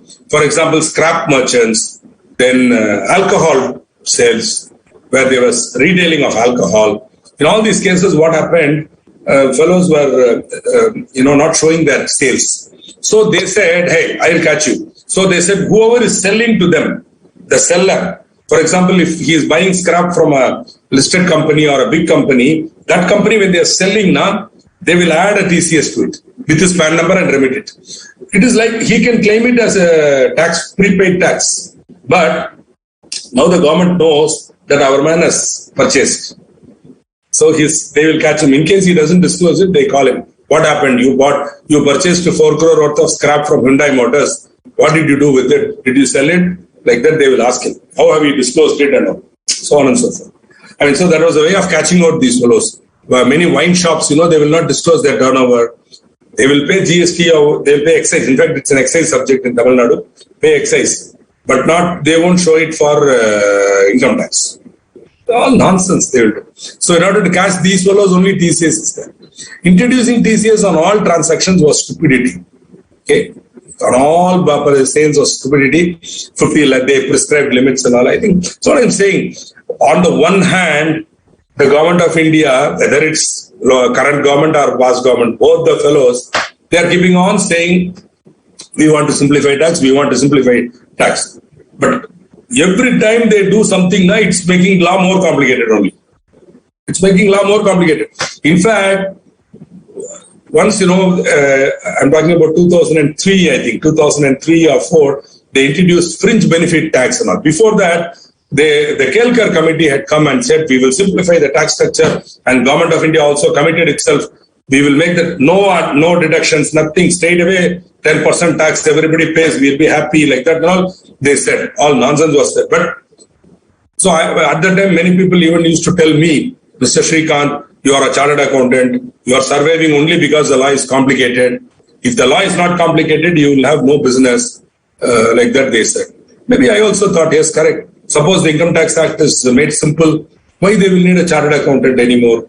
Or, I'm just joking, don't take me seriously, I'm just joking. So there are so many other purposes for which we are there, not just this. But what I'm saying is, because many people will tell like that, you are all here only because of law, you are here to cheat the tax and all, nonsense they will say. So they said, if the law is simplified, what is my role? So I thought, oh my God, better to avoid becoming, what to do? At least I'm slightly older, I'm 45, 46.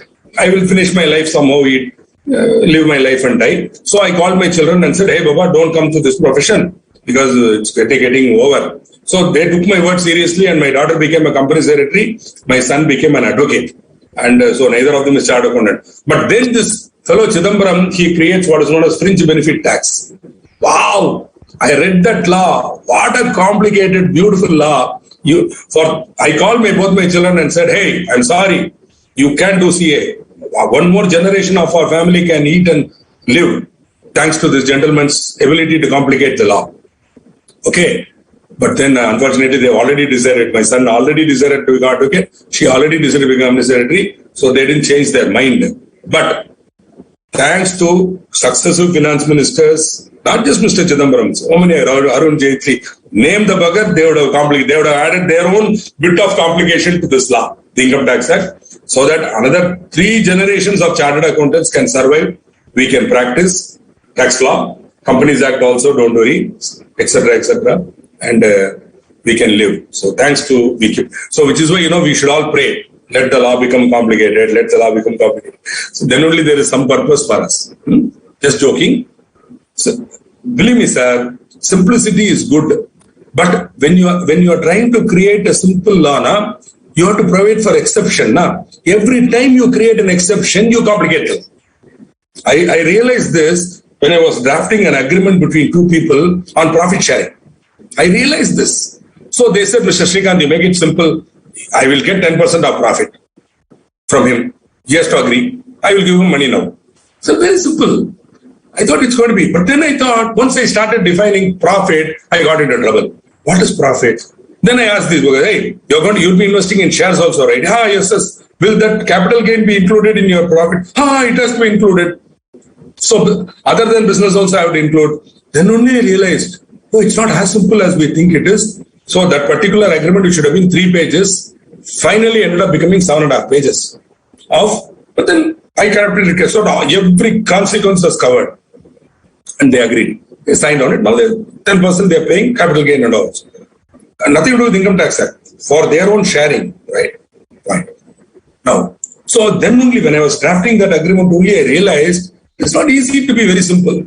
So many questions arise when you are drafting. You have to answer that. When you answer that, that becomes a proviso. That becomes an exception class. Then you have to provide for that. And so it becomes slightly more complicated. And so on and so forth. Okay. once you read an enactment, you will find in some of the older enactments, even in Companies Act, you will find every section has a heading. Have you seen that? Every chapter has a heading. Now, can this be used for interpretation? Now, the puristic view is that no, because these headings, etc., were not part of the enactment when it was passed in Parliament.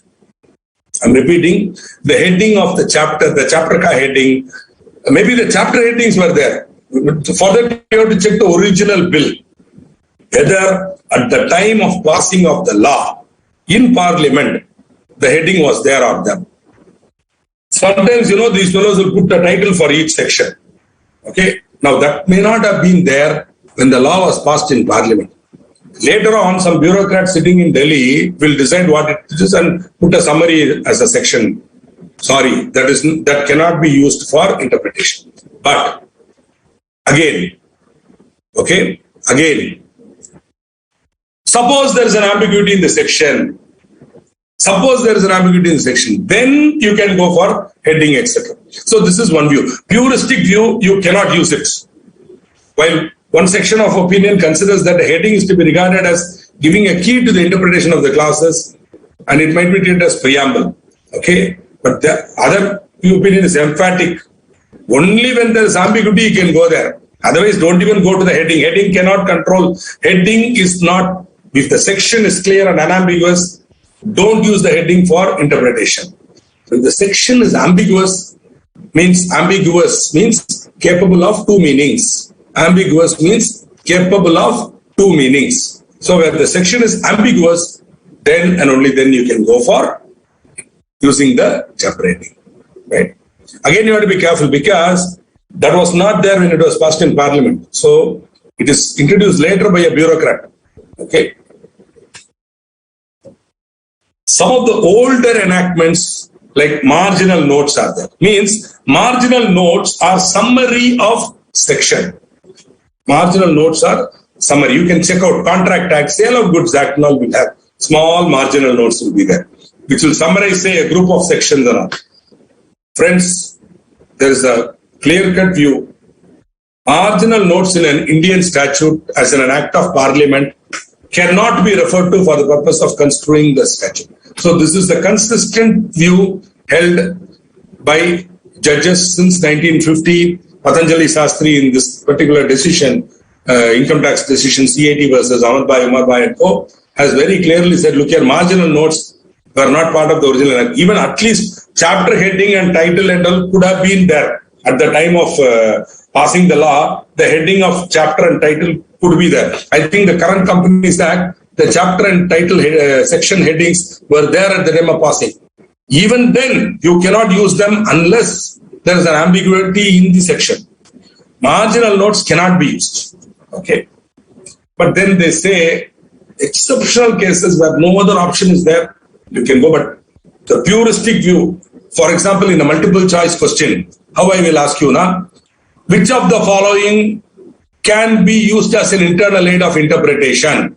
Long title allowed, short title allowed, preamble allowed, heading and title of chapter allowed, marginal note not allowed. So if you see heading, chapter headings, preamble, long title, marginal note, then answer is marginal note is not an internal aid. Be careful. So these are classic multiple choice type of questions. Okay. Definitional sections. I have already given you an elaborate explanation on how definitions are to be considered.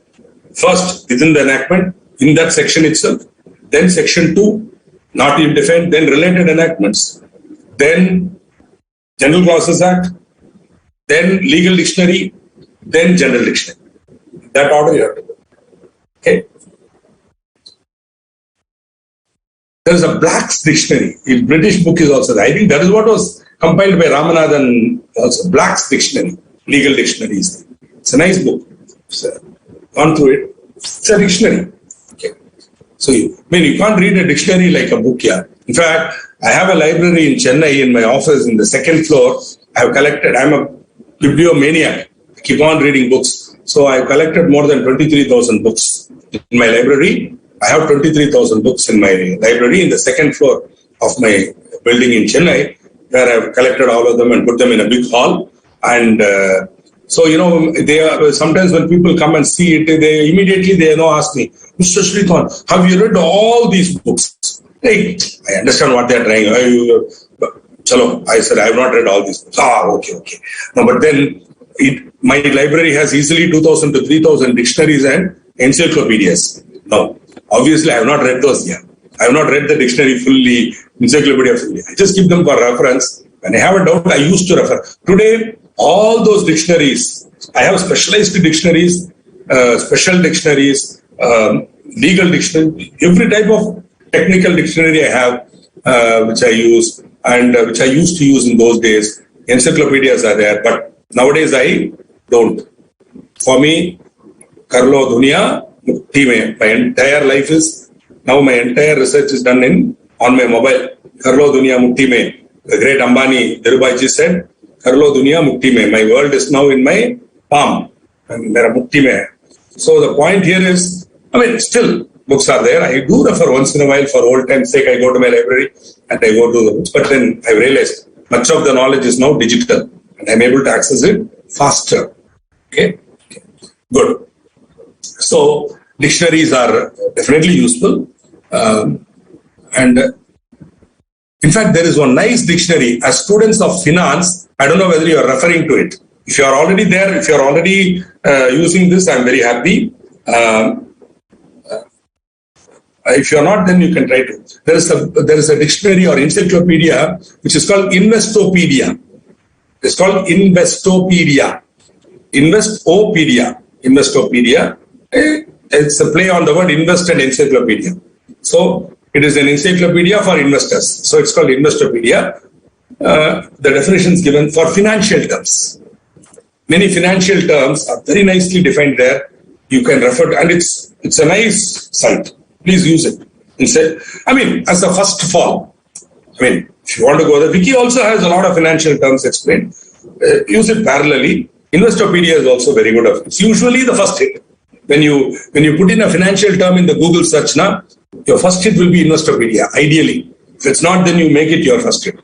So you look at it in Investopedia, some terms, then go elsewhere. So there. Of course, Investopedia is created by Americans. So be careful, because most of the time in India, we still follow the British model.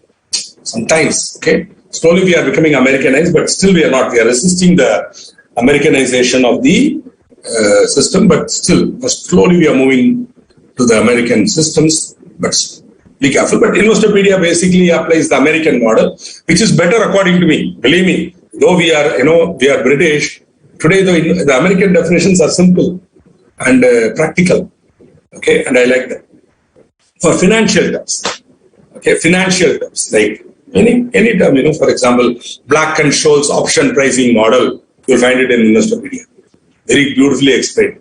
Okay, stochastic model, you'll find it there. Okay, like that. Many complex words that you don't understand, you can go there and check it out. Right. Or even a simple word like leverage. What does it mean? Gearing. What does it mean? Then there are kinds of gearing, kinds of leverage. Everything will be covered. It's a good source for knowledge, especially for financial, especially when your background is not, you've not had that much strong background in finance at the college level. Suddenly you come to intermediate or next level, final, the professor or the faculty will use some terms. And you don't know, hey, what the hell, yeah. So every time you cannot keep typing in the question, and that gentleman or lady might also not have the patience and time to explain everything. Here is a beautiful way to learn. As the gentleman or lady is talking, you go to your Karlo Dunia Mukti mein and you put Investopedia, you put it, immediately you know what it is. And you can proceed. You're at level now, same level as they are. Many times I do that. I attend investment seminars where, some of these MBAs and all, where they like to talk in only, technical terms. They don't like to make things simple for other people. They want to complicate, because they themselves don't know the subject, they make it more complicated. So they will use abbreviations. So whenever the guy uses an abbreviation and I don't know what it is, I may not. immediately go to Investopedia, or I go to Google, Investopedia hit, immediately I know what it is. That's all it is. Okay, no. And we'll continue with our understanding of after all, I'm listening to the donkey because it has something interesting to tell. Otherwise, I will not waste my time. I mean, you should also not waste your time. If I have nothing good for you, why are you wasting your time? So, but that gentleman has some knowledge. I'm trying to get that from him. Okay. For that, I have to put up with all his, slang and all that stuff. Good. So, definitional sections, as you already said, within the enactment, then only have to go outside. Many times for example, the words net worth, the words turnover, the word profit are all defined in the enactment.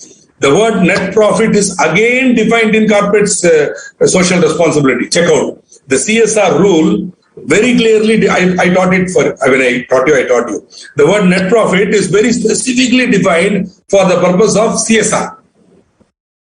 So if you are going to compute CSR spend limit, you have to go by that only, and you can't go by the general meaning. Okay. So the idea of a definition clause is to provide the key to proper interpretation, and again to shorten the language of the enactment by avoiding repetition. See, I tell you, in a deed or a document, I will use words like purchaser and seller.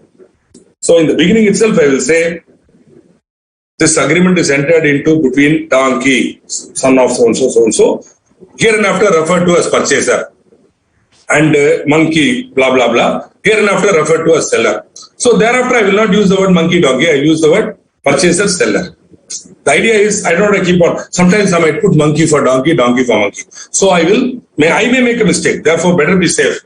I will now, once I mention monkey and donkey in one place in the document, thereafter, I will never mention their names. I will only use the word seller, buyer, purchaser, seller. So that duties of purchaser, duty. So if there I have identified donkey as purchaser, then all that duty will apply to donkey. If I have applied monkey as a seller, monkey will have to. That's all. Okay. So I use the words donkey and monkey without any derogatory sense, more as a handle for a name. That's all. Okay. Good. So it's very useful.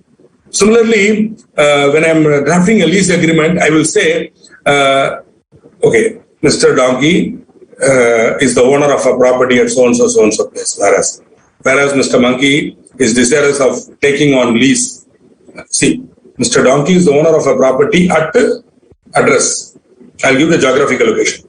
Now, if I'm smart, what I will do, hereinafter in this agreement referred to as the property. So once I do that, then thereafter in the entire document, wherever I will say the property. In that agreement, when I'm using the word the property, it means this address. Suppose I am dealing with 3 properties in my agreement, I can say that very clearly, property 1, property 2, property 3. Okay, so that whenever I refer to property 1, I mean property 1, 2, 3. And in one place, I would have given their geographical address and description, etc. So nobody can have any confusion. See, this way, the person who has to become an expert in interpretation should also be good in drafting. If only good drafting skills can make you good at interpretation, right? Vice versa. A person who becomes an expert in interpretation, when he or she is drafting, they'll be very careful, because they know the pitfalls in bad drafting. So they will not commit the same mistakes which they are troubled with. Of course, I was taught drafting by the greatest drafting guru in the world. Not joking. My guru, Professor K. Anantaraman, he taught me drafting, how to draft. It was a 15-20 day lecture. Daily we used to go, 4 of us. He will take from memory. He won't use any books. And we will draft sale deed, mortgage deed, company petitions, all from memory. No books, nothing. Straight, like that. He taught us. Okay. Myself and another lady, she's a company secretary now, and 2 other gentlemen. We learned. We still get together sometimes and we talk. She went on to go to Singapore after marriage and all. And still, when she comes back, we used to talk about those days when we learned drafting from our guru, Professor K. Anantaraman. Very beautifully. Anyway, so sorry for, wasting your time by talking about my guru and all that. Very rare. I mean, you'll notice that, in my lectures, occasionally I will keep talking about my guru.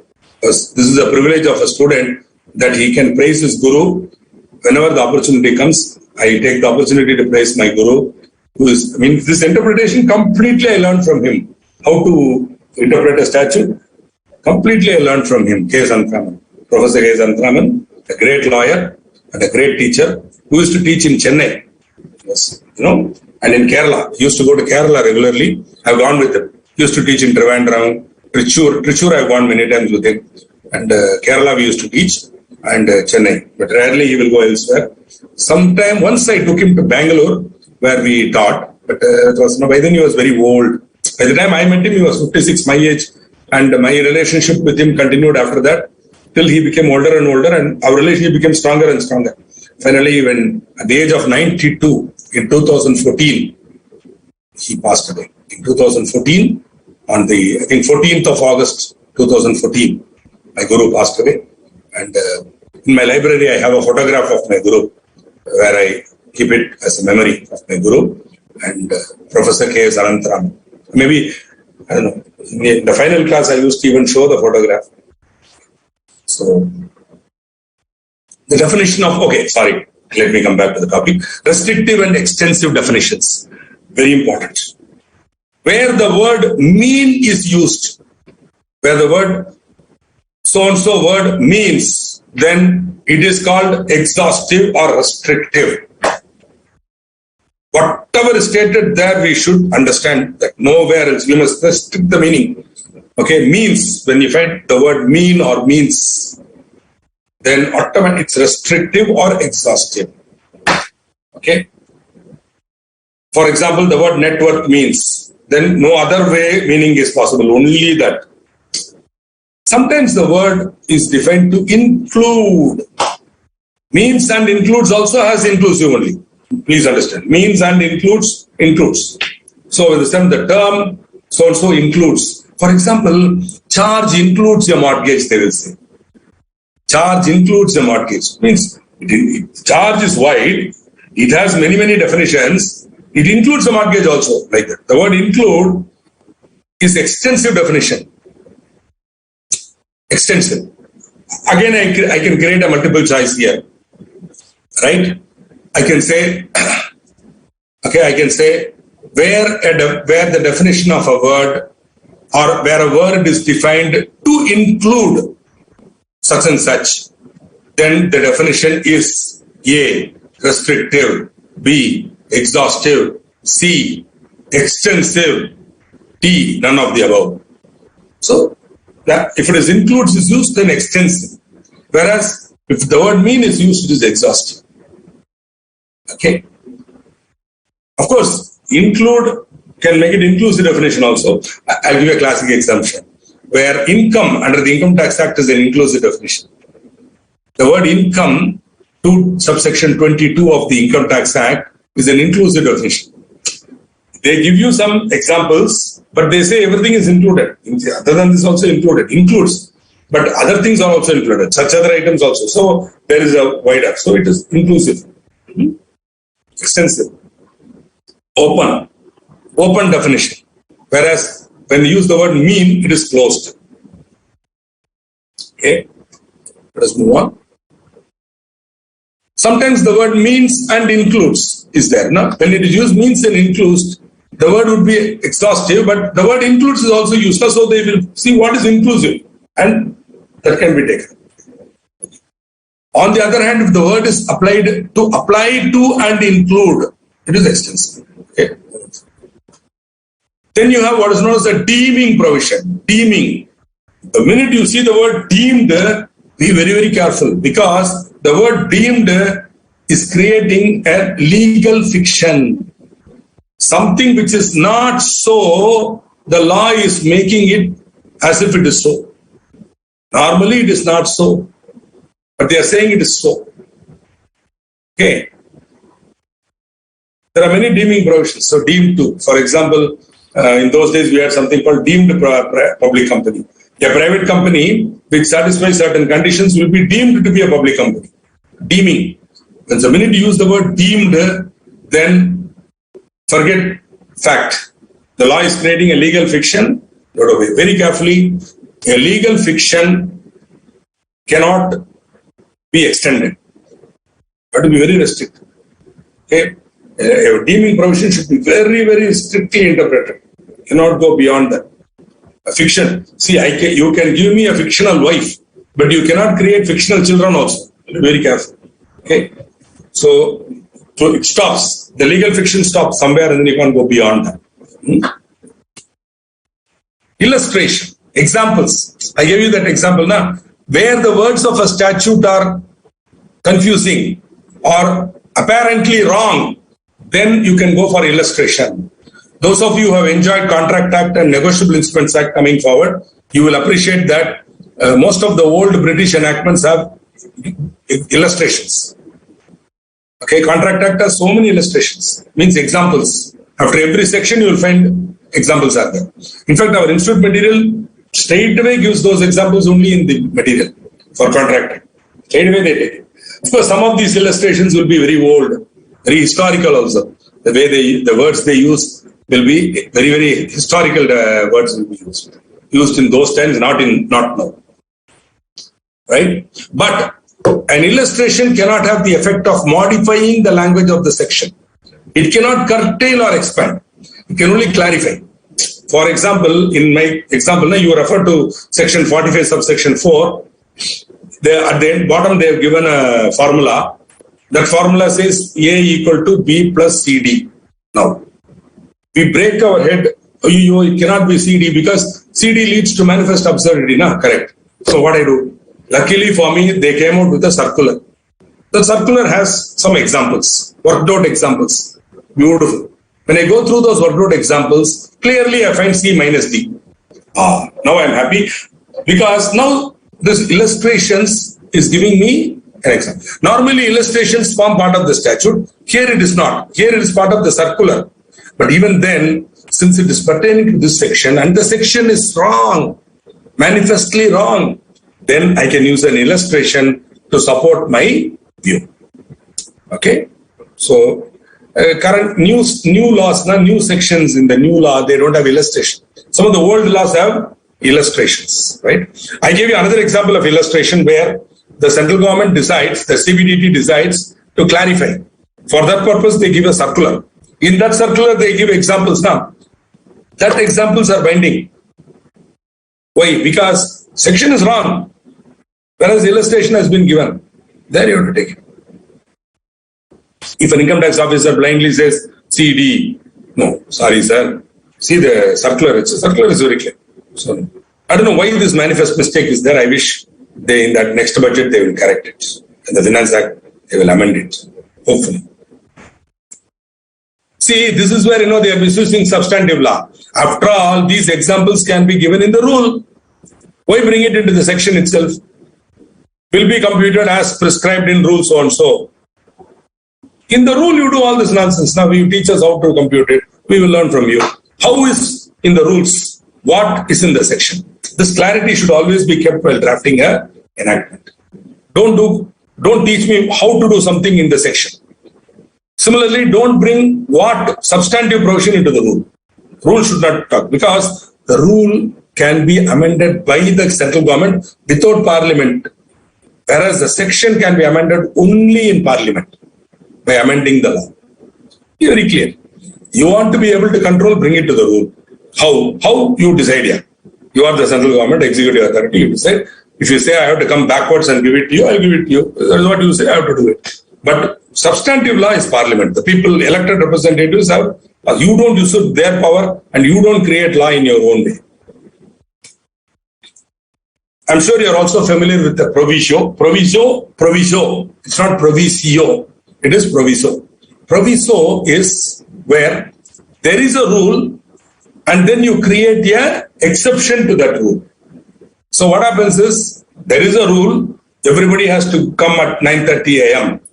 provided that those who are staying 25 kilometers away from the office can come half an hour late. Are you able to understand?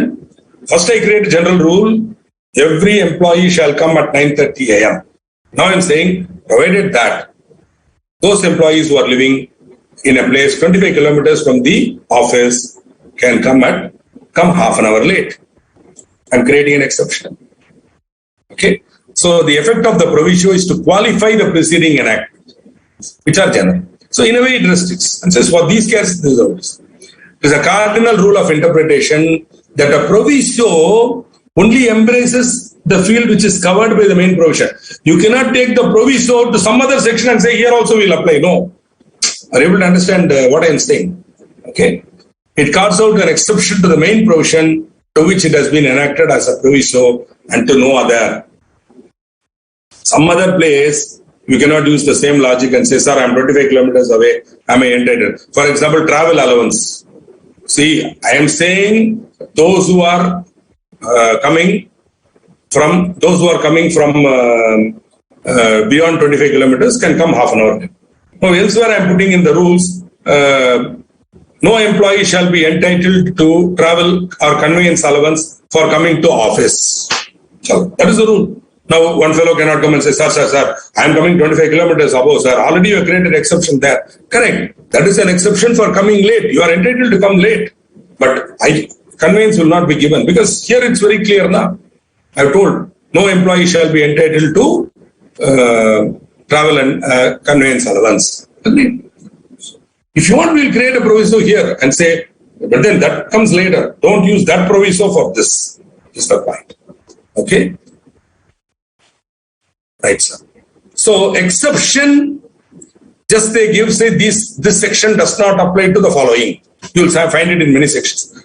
The provisions of this section shall not apply to A, B, C. That means exception. They are not, section does not apply.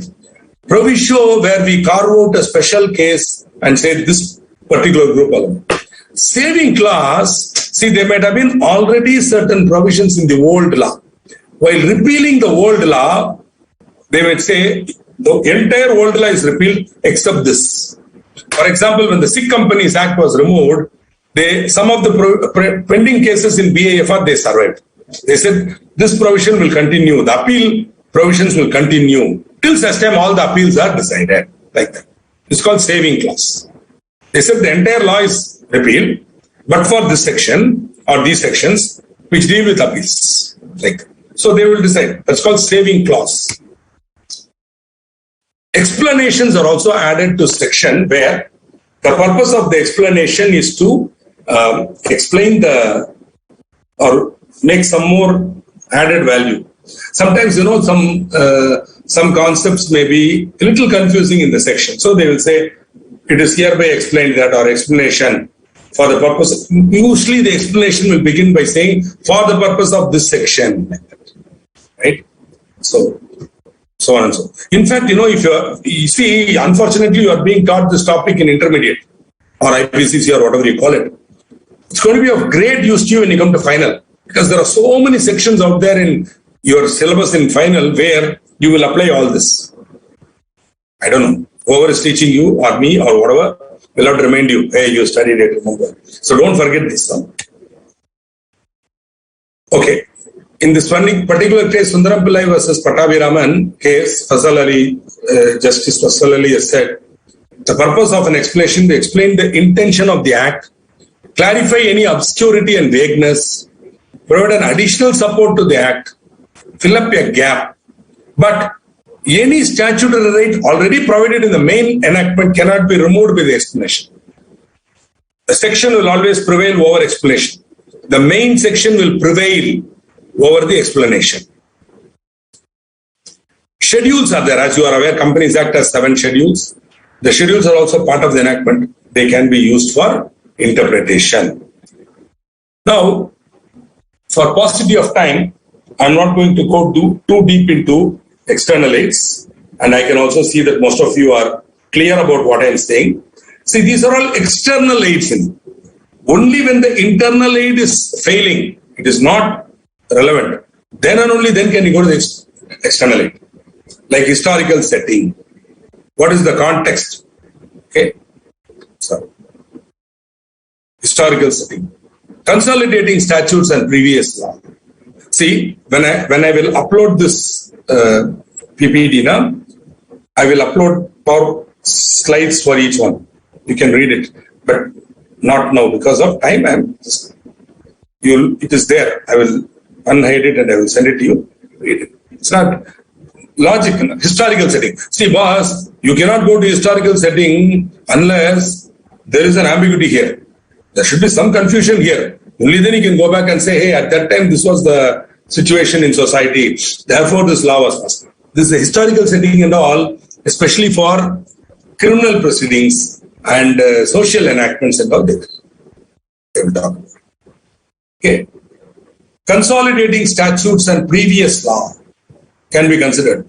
The earlier law can be considered, provided the current law has a problem. If there is a problem in the current law, you can go to the previous law and check out what was the earlier section. So you can say, hey, the earlier section read like this. Why can't I use it here? The same logic will apply here also. Because the purpose is still the same. Like that. Usage, we already seen it as part of rules of interpretation. It is an exceptional rule where the section is not clear or leads to manifest absurdity. You can go to custom and usage. Earlier and later acts and analogous acts means similar or parallel laws also can be. So similarly, how is it dealt with in SEBI? You can say similar treatment can be given in Companies Act, where Companies Act is silent. Dictionary definitions can be used, but only if there is no proper definition in the act can go there. Again and again, you have to be careful. The law, the internal aid should be exhausted. The words of the enactment should be not of use to you. They should be manifestly absurd or vague or ambiguous. Then and only then can you go to all this. Before you go to external aid, you have to exhaust the internal aid. You can't go directly to the external aid straight away. You can't say, the law is like this in Denmark. Therefore, sorry, what does the Indian law say? The Indian law is clear, you follow Indian law. You are a Dutch citizen or you are a Dane. If you are a Dane, go there and follow. Here you are Indian, follow. In the United States of America, in the state of Kansas, brother, you go to Kansas and follow Kansas law. You are now in India, Maharashtra, Bihar, you follow our law only. You can't go talk about Kansas. Maybe Kansas law is most sensible, agreed.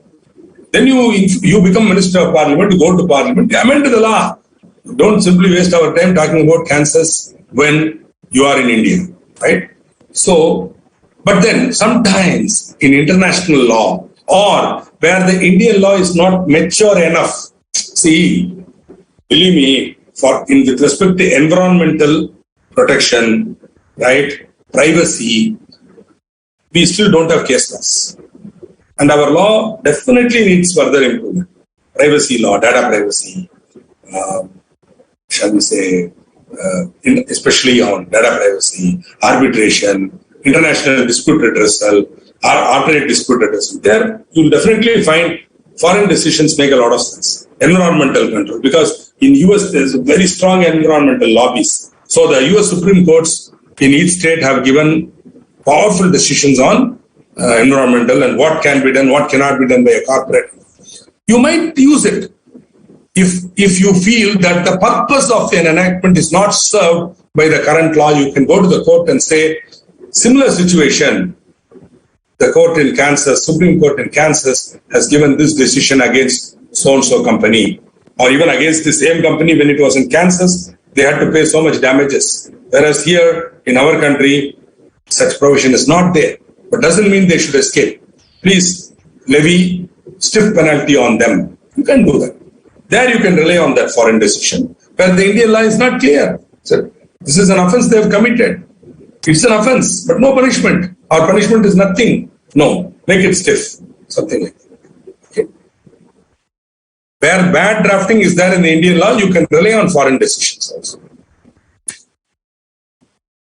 Now we move on to another very interesting and important area, which is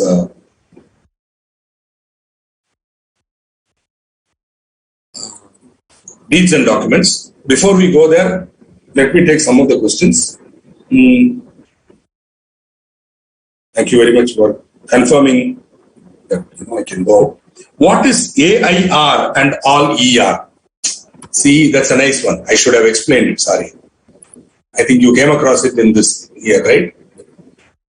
Here, AIR. And I think British decisions, you will find All India, All England Reporter. AIR is All India Reporter. All India Reporter. This is All England Reporter. Like that. See, this particular thing, this is called a citation. This is called a, let me quickly explain and then move on because time is running out. This is called a citation. Okay, actually the citation is not complete, but don't worry. See, basically this means this case law, Commissioners versus Savoy Hotel, was decided in 1966. And if you want to read the entire judgment, then usually in these things it will be volume and page number. So you have to take volume 2 of, see, 1966, second volume of the All India, All English Reporter, you will find this decision reported at page number 299. That's what it means. Similarly here. So basically here, and of course, addition to that, you will also find one more bracket here, which is the court. For example, this could be Chancery. It will be usually Chancery Division. So they'll be putting CD, Chancery Division, where only this would have happened. Okay. All corporate and other similar. See, here you will find now AIR 1950 SC 134 at 141. So you will find in All India Reporter 1950 ka All India Reporter, page number 134, beginning, this case law begins at 134. You will find this particular quotation in page number 141. And it is a Supreme Court decision. So much information can be culled out from citations. But today, my dear friends, we don't use citations. You know why? Because we got search engines. So we simply give human one name, it's enough, it will get you. But see, when you are drafting a petition or an appeal, you have to be very careful. You can't just say in so-and-so case and all, you have to give the citation, full citation. Usually we give, in India for income tax, we have ITR, CTR. CTR we had now, no. Taxman is now today authoritative. Taxman citations are given. But actually today, there's no book also. It's all online. So it's enough if you give the year and case, it will automatically, they will be able to search it. To be on the safer side, I give them the printout of the taxman and with the link. Or I give the taxman link to the appellate, CAT appeals or tribunal, they go there and if at all, they want. Right. Bigger question. Some student will immediately and rightly ask me, sir, should I remember all these things, sir? No, don't waste your time. Please, don't mug up all this. It's enough if you know the case law name. Please, don't waste your time mugging up all this stuff. Because this is used only when you are professionally representing. Or if you are giving a lecture at a seminar, then you are saying, according to the Bihar High Court, according to the Patna High Court, there is a view that like this. So immediately somebody will stand up, Mr. Srikanth, you are telling Patna High Court, now give me citation. So you should tell so-and-so idea, so-and-so page number, you will find it. So it's more of a reference. You are giving a proof that it is there. In exam, you don't have to waste. It is enough if you remember the case law at least. That's what I feel. Okay, don't worry about it. Okay. Correct. 1 second. Another question from Rakesh Vyas is, rules are internal and aid. Yes. Sir, the act, the rules are all internal aids. Even circular is an internal aid only. Why? Because a circular is nothing but an explanation to the section. When the CBDT gives a circular, but then be careful, the circular is not part of the enactment. So strictly it is not an internal aid, but still, since it is explaining the section, it can be treated as an explanation, but rules 100% internal aid. The rules are 100% internal aid. So usages are basically the custom which is followed by in a particular trade. So even though there is no law which is supporting it, the fact that consistently merchants have followed this procedure is called usage. For example, the Act may not prescribe any grace period, but consistently, if suppose in a particular, in India, consistently we are giving 4 days grace or 3 days grace, there is a usage. But if the law is very clear and says the grace period is 3 days, then usage cannot work. The law will prevail. But if the law is silent, then you can go for external aid and see what is the normal custom or usage in that particular thing. Okay, and that you get to. And absolutely correct, Mr. Vivek Sheponde. I hope you pronounced the word name correctly. I think yes, a proviso is a conditional provision to the main provision. Yes, it is conditional. It restricts the main provision and says in these cases, but it carves out an exception. The condition is exceptional, and it says what is that exception where the conditional meaning will apply. If that exception is that condition doesn't apply, then the main one will apply. Like that. So I think many of you are eager to leave. Quickly, we'll do deeds and documents. The golden rule is to look at the intention of the parties by reading the words in the document. So literal construction, the words of the deed or document should be given the normal meaning. If it is clear and unambiguous, please proceed. Only when the words are not clear should you go for a reasonable interpretation. Also, you should see the circumstance in which the particular words are used. Also, you should see the people who are using it, their ability to use the language. So genuinely, they might have a mistake. They might make the mistake. In those cases, you can go for a reasonable interpretation. But if the words are clear and unambiguous, then the intention of the party shall be understood from the words used in the document and using their ordinary and natural meaning. Same word cannot have two different meanings in the same document unless the context compels. Okay, the context will decide. Where there is a conflict between two or more clauses, you have to resolve the conflict. Okay, one way is to say an earlier clause will override a later one. The clause which comes first will be superior to the clause which comes later. Okay, this is one way of interpretation of deeds and documents. Right. I'm very happy that such a complicated enactment, shall we say, complicated topic like interpretation, you have been so enthusiastic, that too over the weekend, Saturday and Sunday, you have been willing to listen to this lecture. Thank you very much, and I'm sure you will get one definite question from this topic, so read it fully. Don't wait. Read the entire Board of Studies material in the light of my lecture. I will also share this PowerPoint with you all today. I will do it, and with that you will have enough material to read it. Don't read unnecessary textbooks and all. Our Board of Studies material more than enough, and this one. Okay. So I thank you for all your kindness, and I wish Mr. Siddharth and everybody. Of course, in Tamil Nadu we call it Bogi. And I think in Punjab we call it Lohri, and various places we have. And of course, in Karnataka we call it Magar Shankranti. Here in Tamil Nadu we call it Pongal. Whatever it is, okay, this is a period of new hope. Are you there? Pongal or Lohri or Bogi is when the Uttarayana begins. The sun is now going to the Uttarayana Punyakala, where a new hope begins, where we can hope that everything will be all right and things will become better and the pandemic will be disappeared. And more than that, all of us will become successful in the examination and become chartered accountant in 2022. Right? Wishing you all the very best, and we'll see you again. Thank you. Bye.